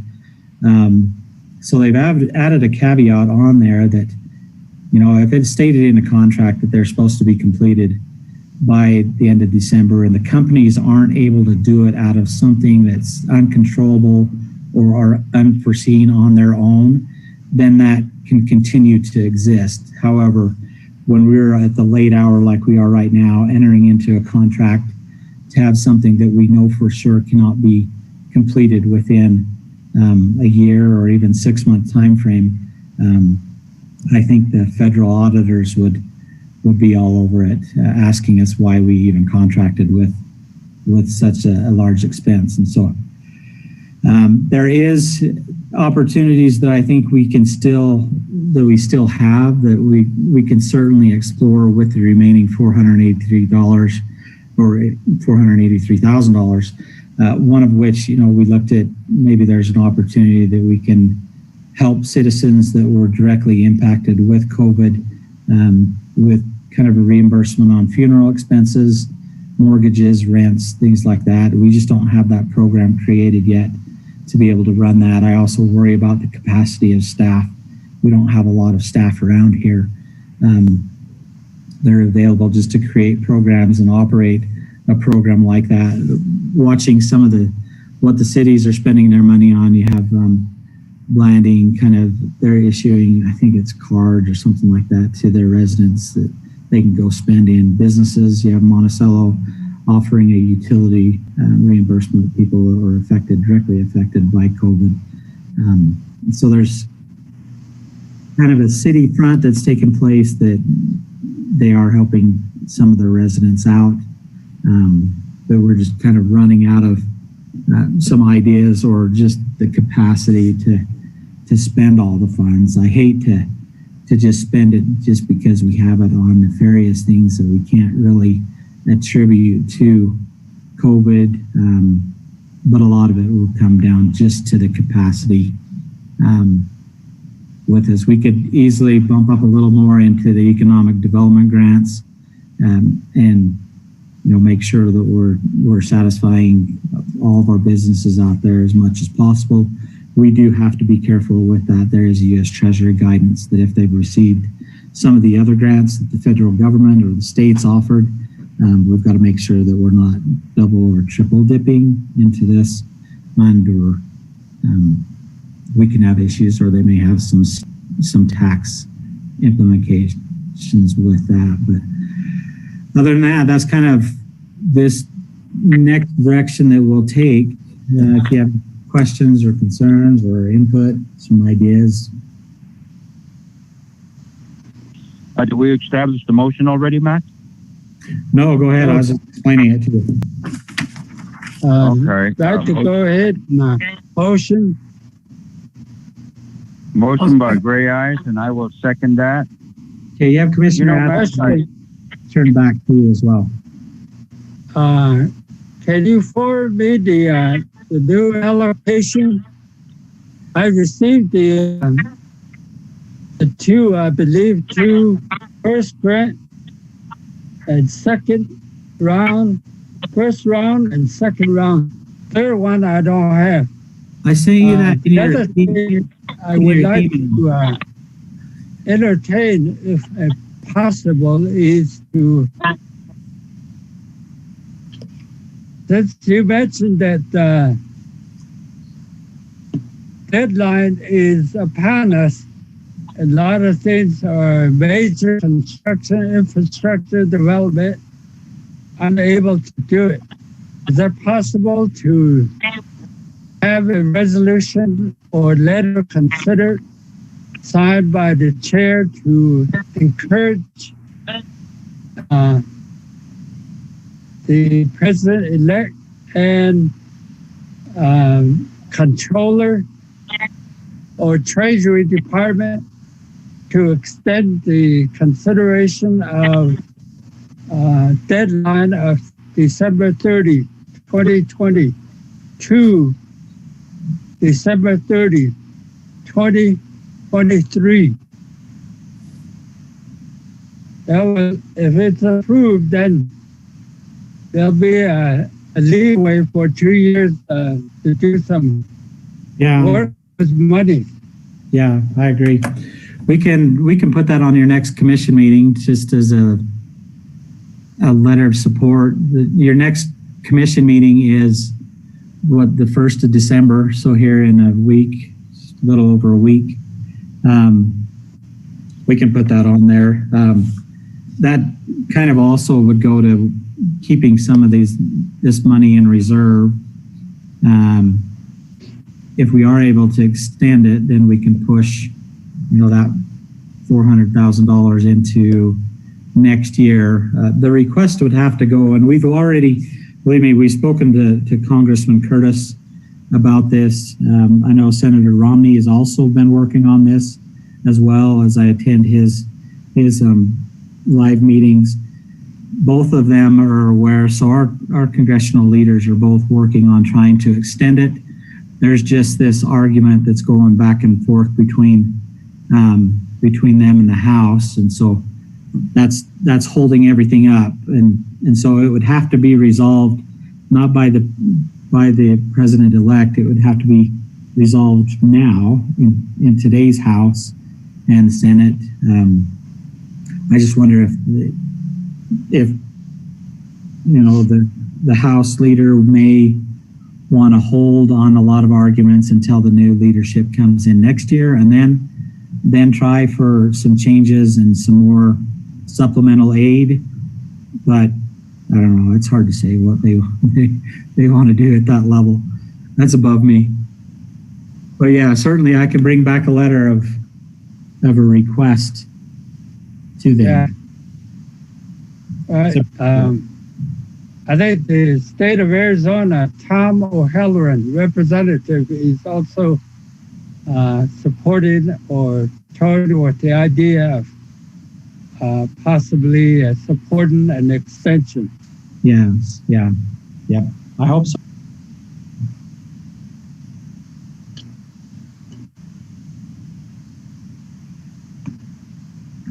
Call for the vote. Call for the question, sir.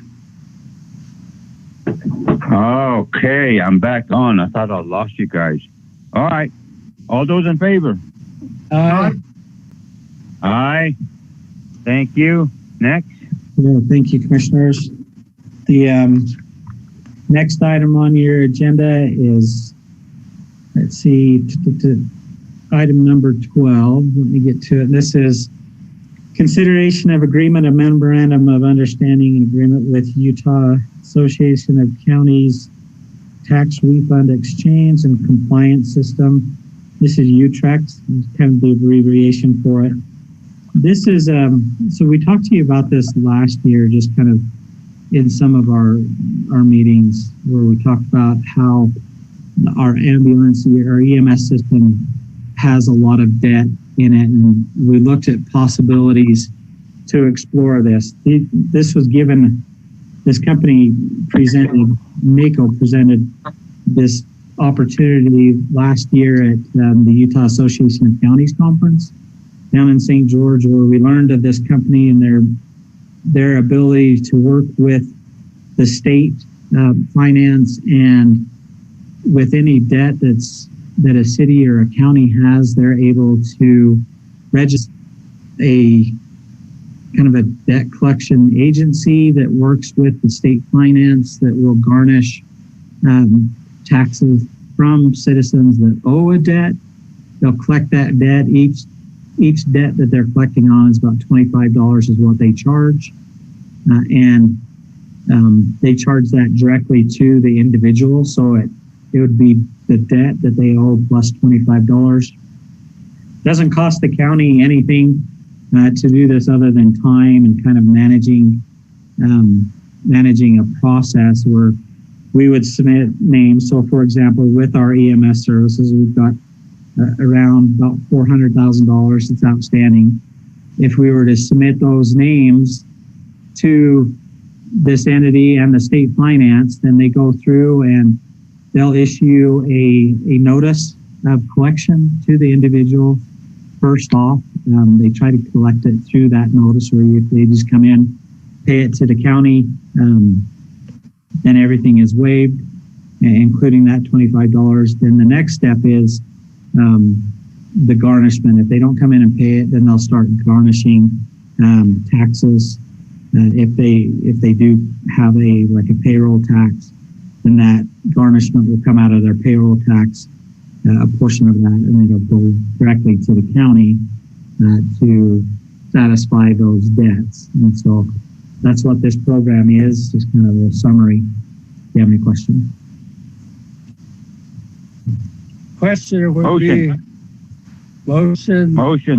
Discussion. Motion second. Second. Go ahead. Question is it the responsibility of the county attorney to collect debt? No. Yeah. No? No. To not on the file debt a complaint?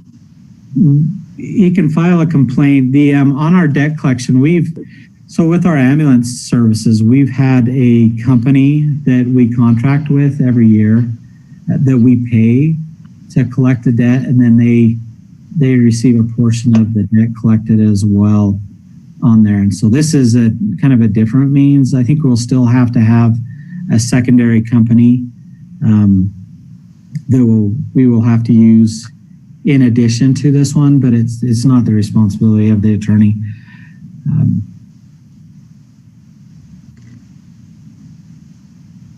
What is the amount of the total debt that we're looking at?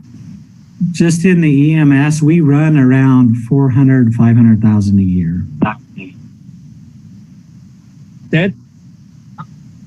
Yes.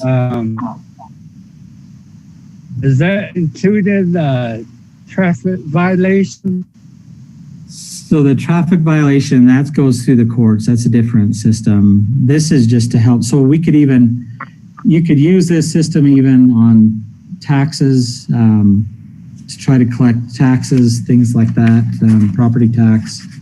If administratively, if we had a fine, if, say, for example, a business didn't pay their business license and we fined them, and we were trying to collect on that administrative fine, then we could use this company to collect on. But this is separate than the sheriff's and the courts and kind of the attorney's collection side of it. This is more an administrative the debt collection.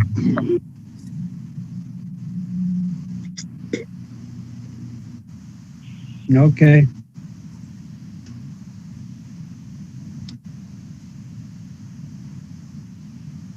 No other questions, sir.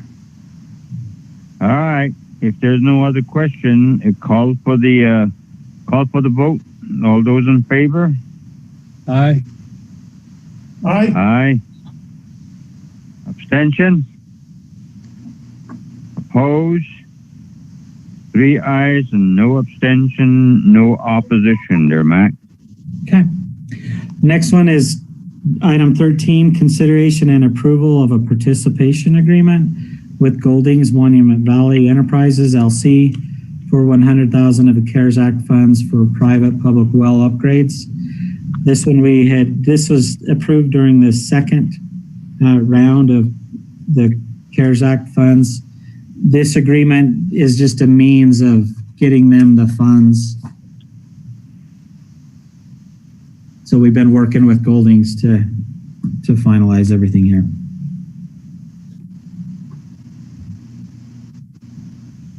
Okay. A motion will be in order. Commissioners? The motion to approve. Motion for the discussion by Adams, and do I have a second? Second, for the question or recommendation? Second by Commissioner Gray Eyes with the recommended questions and comments. Okay. bring up my notes. So, as I understand the historical information on the well, I don't know who drilled the well, either the church or the Navajo Nation. So in that sense, if the Navajo Nation does have some interest in it, the agreement should be in a language inserted that would be a consultation be made with them.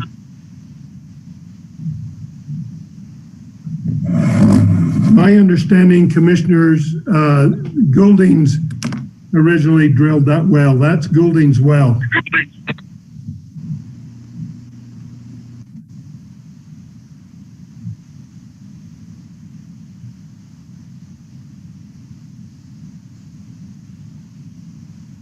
Looking for your notes, Willie? I'm still, you guys are blocking my notes. Oh, there you go. Okay, I got, yeah. I was inserting something in language where approval subject to consultation with and authorization by the Navajo Nation, if that's applicable. But I need to see, inquire about who owns the well. Okay, Who drilled the well? Where's the owner? Yeah. I can follow up on it and give you. I don't see any written justification, just an oral statement that Mr. Adams stated that it's drilled by the Golden Enterprise. Yeah, we can follow up on it. It's all, if you look at it, it's all on their property. The water tank, the well system, all of that was right there on their property, which is all private property. Who originally drilled it, I don't know. But I'll find out. Okay. Matt, while you're at it, can you look into Helchita water as well? One time I make several remarks on the commission meeting that the folks there is struggling to keep one well going. One time there was a fire and the fire truck came in and people ran out of water for almost 3 months. So I believe that our former administrator was aware, and I don't know how much or what he's done with it. Can you look into that as well and see how we can help? Yeah, absolutely. I know that a lot of Alchita go to Mexican Hat and pull their water from the well there. Yeah, next to the river. Yeah, they have to go back to get water. Yeah. I'll follow up and see what's going on with Alchita. That would be a good question. Okay, good. Any other comments, questions? If there be none, all those in favor? Aye. Aye. Aye. Abstention? Opposed? There be none. You have 3 ayes, no abstention, no opposition. Thank you very much. Continue, Matt. Okay, last item on the agenda, item 14, approval of the 2020 general election results by the San Juan County Board of Commissioners. This will be John David. Good morning or good afternoon, Commissioners. How are you? Good afternoon, sir. We're good. Good. So I have the results for the 2020 general election, and as the commissioners, it's also, you're also the commissioners of the Board of Canvassers, which means that we need to review the results for all the candidates and all the propositions and have you accept those results. So I believe that you may have the document from the agenda, which covers the results of each race that was on the ballot in the county. Do you have any questions before I get started? No, go ahead. Okay. So for president, there's no backdating, right? There's no what? There's no backdating, right? Nope. Nope. Oh, okay. Good. This was all done. The results that you have may be a little bit different because I submitted what we had on Friday. Yes, but we had until yesterday, or voters had until yesterday to cure any issues, any problems with ballots, and so the results that you have are slightly different than what I have. Mine are a little more updated from last night, but nothing that would change the outcome of any race. Okay. So for President of the United States and Vice President, Brock Pierce and Carla Ballard, unaffiliated, garnered 16 votes. Kanye West, Michelle Tidball, also unaffiliated, had 45 votes. Joe Biden and Kamala Harris, the Democratic representatives, had 3,113 votes. Don Blankenship and William Moore from the Constitution Party had 28 votes. Joe Jorgensen and Jeremy Cohen from the Libertarian Party had 99 votes. Joe McHugh, Elizabeth Storm, unaffiliated, had 19 votes. Howie Hawkins and Angela Walker from the Green Party had 17 votes. Gloria Lariba, who is unaffiliated, had 5 votes. And Donald Trump and Michael Pence from the Republican Party had 3,535 votes. And one write-in candidate, Brian Carroll, received 1 vote. For the U.S. House, District 3, and that's the district that represents San Juan County, John Curtis, Republican Party, had 3,536 votes. Daniel Clyde Cummings from the Constitution Party had 208 votes. Thomas G. McNeil from the United Utah Party had 145 votes. Devin D. Thorpe from the Democrat Party had 2,498 votes. And a write-in candidate, Trey Robinson, had 3 votes. For the governor and lieutenant governor, Chris Peterson and Karina Brown from the Democratic Party had 2,642 votes. Durden and Wayne Hill from the Independent American Party had 135 votes. Spencer Cox and Deidre Henderson from the Republican Party had 3,477 votes. Daniel Reed Cottom and Barry Evan Short from the Libertarian Party had 258 votes. And 2 write-in candidates, Madeline Kazantzis and Ed Kennedy had 61 votes, and Christina M. Conlon had 7 votes. So those were the votes for governor. Moving on. Other state races, we have the Attorney General. So Rudy Bautista from the Libertarian Party had 488 votes. Greg Sportis from the Democratic Party had 2,670 votes. Sean D. Reyes from the Republican Party had 3,364 votes. In the state auditor race, John Frugal Dougal from the Republican Party had 3,866 votes.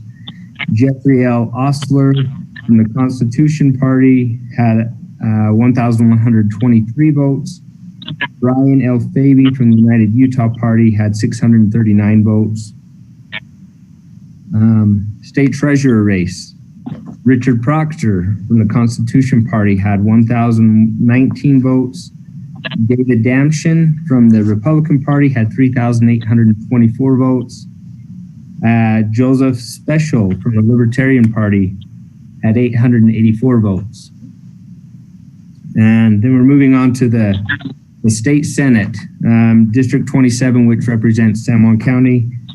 David Hinkins was the only candidate from the Republican Party, and he had 4,857 votes. For the state house, District 73, Phil Lyman was the only candidate for the Republican Party, and he had 4,914 votes. Those are the state races. Moving on to the county, we had County Commission District 1. Bruce Adams, the Republican Party, had 1,851 votes, and Monet Clark from the United Utah Party had 481 votes. The county assessor, Rick Meyer, was the only candidate, and he had 5,133 votes. The county recorder, Cindy Holyoke, had 5,003 votes. County surveyor, Sam Cantrell was the only candidate and had 5,018 votes. The county treasurer, Glennis Pearson, had 5,068 votes. Next three are the school board positions that were up for election. School board 1, Lori Mon, she was the only candidate and had 1,150 votes. In School Board District 2, Mary Shumway had 652 votes, and a writing candidate, Brett Hostler, had 519 votes. School Board number 3, Steve Black was the only candidate, and he had 949 votes. And then Bluff, there was a proposition for the Bluff service area, and there were 118 votes in favor of the proposition and 24 votes voted no. Next, we're moving on to the judicial retention. And so we have one justice for the Supreme Court, John A. Pierce. He received 4,008 votes to be retained and 1,433 votes to not be retained. Judges for the Court of Appeals of Utah, there are six judges. David Mortensen received 3,898 votes to be retained and 1,468 votes to not be retained. Diana Hagan received 3,986 votes to be retained and 1,363 votes to not be retained. Gregory Orm received 3,817 votes to be retained and 1,498 votes to not be retained. Jill Pullman received 3,885 votes to be retained and 1,432 votes to not be retained. Michelle Christensen Foster received 3,915 votes to be retained and 1,393 votes to not be retained. Ryan Harris received 3,807 votes to be retained and 1,486 votes to not be retained. Then we have two judges for the 7th Juvenile Court District. Craig Bunnell received 3,942 votes to be retained and 1,422 votes to not be retained. and Mary Manley received 4,022 votes to be retained and 1,499 to not be retained. Last of all, we've got 7 constitutional amendments that were proposed for Utah. Amendment A, 2,840 votes for and 3,412 votes against. Amendment B had 4,467 votes for and 1,598 votes against. Amendment C had 4,031 votes for and 2,086 votes against. Amendment D had 3,358 votes for and 2,614 votes against. Amendment E had 5,117 votes for and 1,141 votes against. Amendment F had 3,540 votes, 44 votes for, and 2,355 votes against. Amendment G had 3,725 votes for and 2,459 votes against. We had various ballots that were rejected. We had 20 ballots that were rejected because we did not have a signature on the return envelope. 36 ballots were rejected because we could not match the signature that was returned with one that we had on file. 10 ballots were returned late, meaning the postmark or date stamp on the ballot was later than the 3rd of November. 39 ballots were rejected for other reasons. Either they had already voted on election day, or early voting, or a ballot from a previous election was mailed in. And then 53 provisional ballots were not counted due to lack of information or being unable to verify the voter. Countywide, there was, I think it's an 89.4% of the voters voted in this election, which might be about the highest turnout that we've ever had. So those are the results that the canvas results of the election. Do you have any questions? Motion? Make a motion to certify the results. Thank you. Do I have a second? A second by Commissioner Gray Eyes.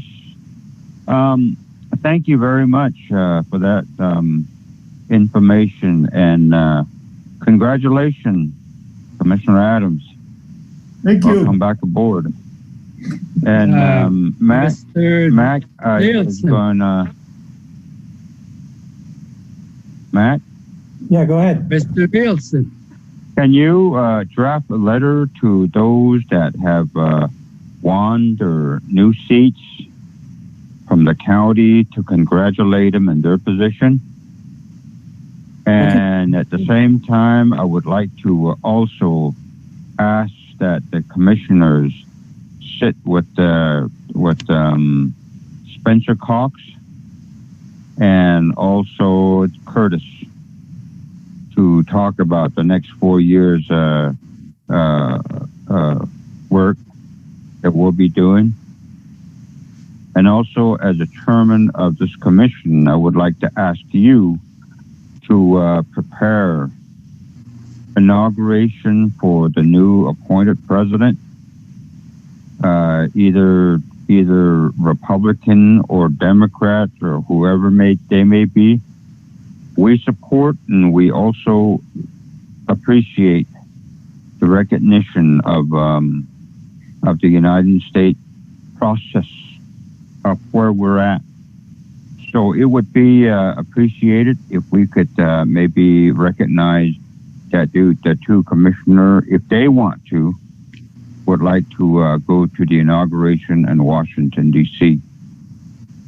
Thank you. ahead, Willie. Question. Yeah. Mr. Nielsen, can you forward a copy of your election result to me? The updated version? Yes. You bet. I can send it. Okay.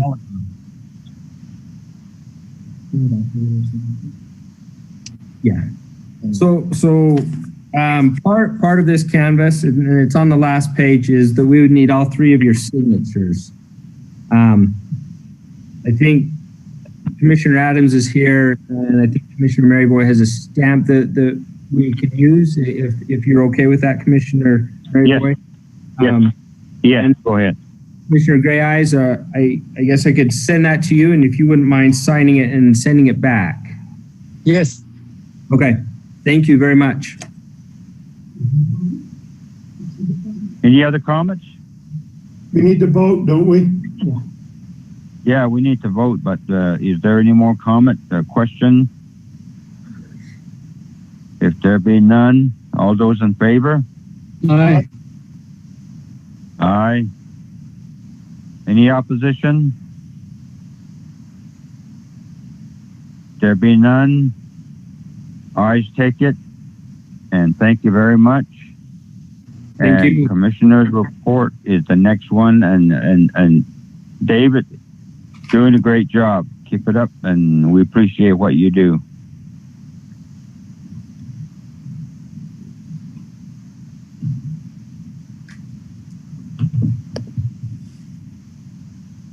Go ahead, Mac. That's commission reports. It's all up to you guys now from here on out.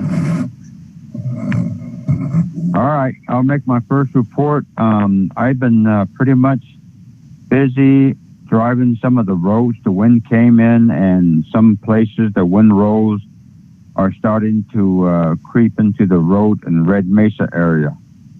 And at the same time, we have bear problem down the canyon. A lot of the sheep herders, they took their animals back up. Last night, I took a drive down there. Saw one little cubs, turkey, and some pheasants, but I didn't see no big bear. So I'm sure that they're around. Other than that, we're busy at the chapter, and we're continuing to do what we can with the victims of COVID-19. And we're looking for some more equipment, just in case to keep it on the site. And it's a really scary issue that the COVID is on the rise again. And pretty sad to see some of these folks walking into the hospital and they're not making them back out. They have a long life, and people don't seem to care about protecting themselves and protecting others. Last night there was news about people protesting against our governor for mandating the mask. I don't know why people do that, but I think it's something that we all need to understand and work together to stay alive, and that our younger generation will see, and that we will be able to see them again a couple more years from here. So with that, thank you very much, and that's my the extent of my report. Bruce, Willie, either one of you jump in. Well, for myself, we had a meeting, chapter meeting Sunday, El Tito, and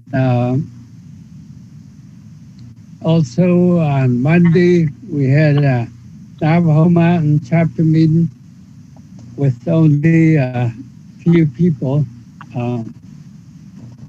I guess three of us at the same time, three officials, and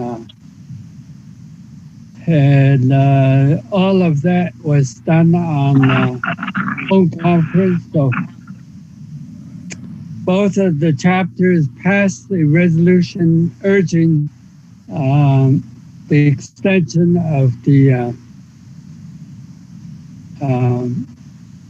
deadline of December 1st 2020 and the Federal CARES Relief Act funds to December 30th, 2023. If that is possible, we just passed those and we'll be forwarding those to our appropriate offices. At the same time, in addition to that,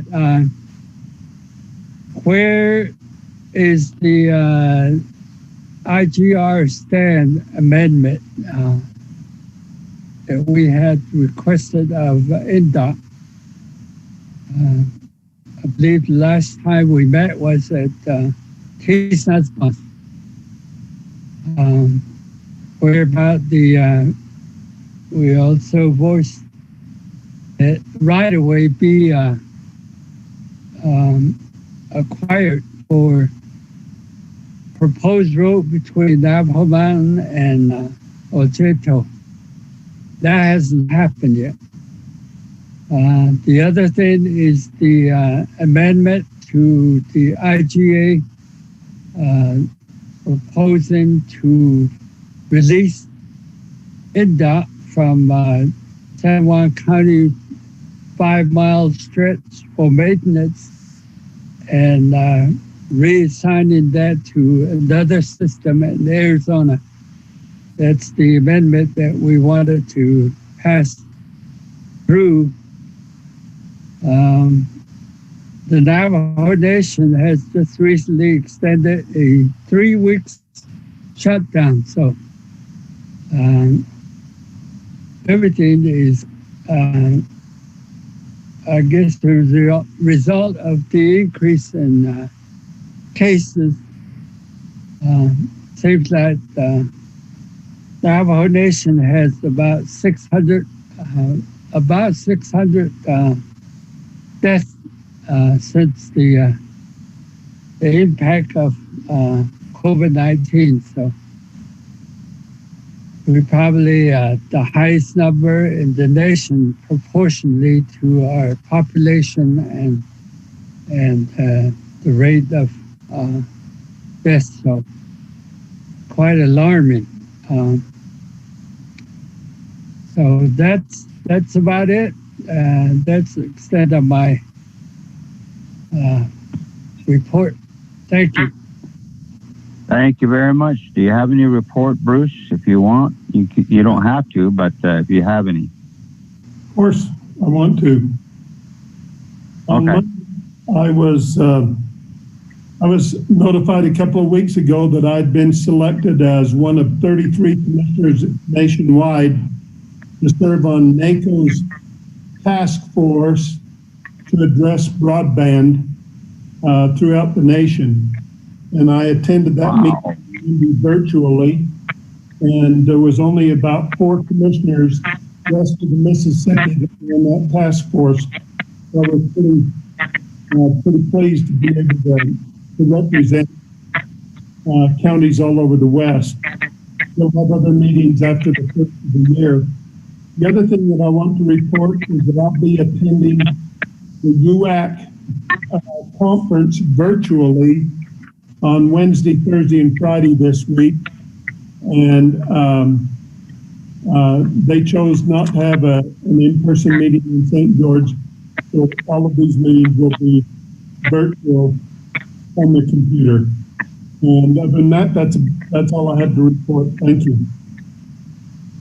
Congratulations, Bruce. That's great. Thank you. If I get that call-in number forward, I'd like to join on the UAC too. Okay. Yeah, me too. Thank you very much, Bruce. You bet. I guess go ahead, Willie. Yeah, include me, Mr. Adams, on that phone call-in number. Well, UAC will send you an email. It'll be all UAC your agenda. Has sent it out. It's a Zoom meeting, and it came from If you look at your emails, it came from either, I'm looking it up right now.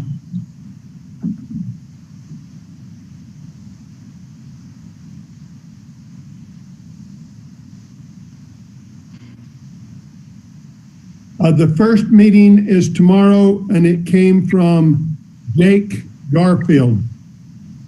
It's a Zoom meeting. Oh, I got it. Yeah. Garfield, right here. Jake Garfield sent one, and then the other one for the meetings on Thursday and Friday. Gosh, I can't. I think that no, I can't find that right now on my phone, but the first one is from Jake Garfield. Okay, I got it. And that'll be starts tomorrow morning at 8 o'clock.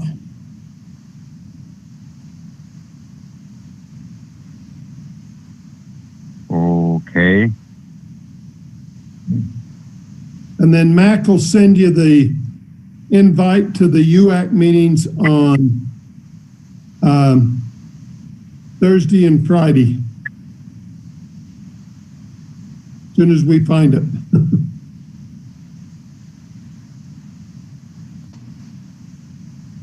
Okay. I'm assuming that those will be Zoom meetings also, commissioners. Well, we appreciate that, Bruce. Thank you. Yeah.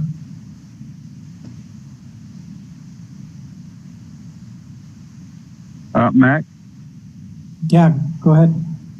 Before I call for the adjournment, can you follow up with the Utah chapters that have not signed the return of the CARES Act form and make sure that they follow through with it?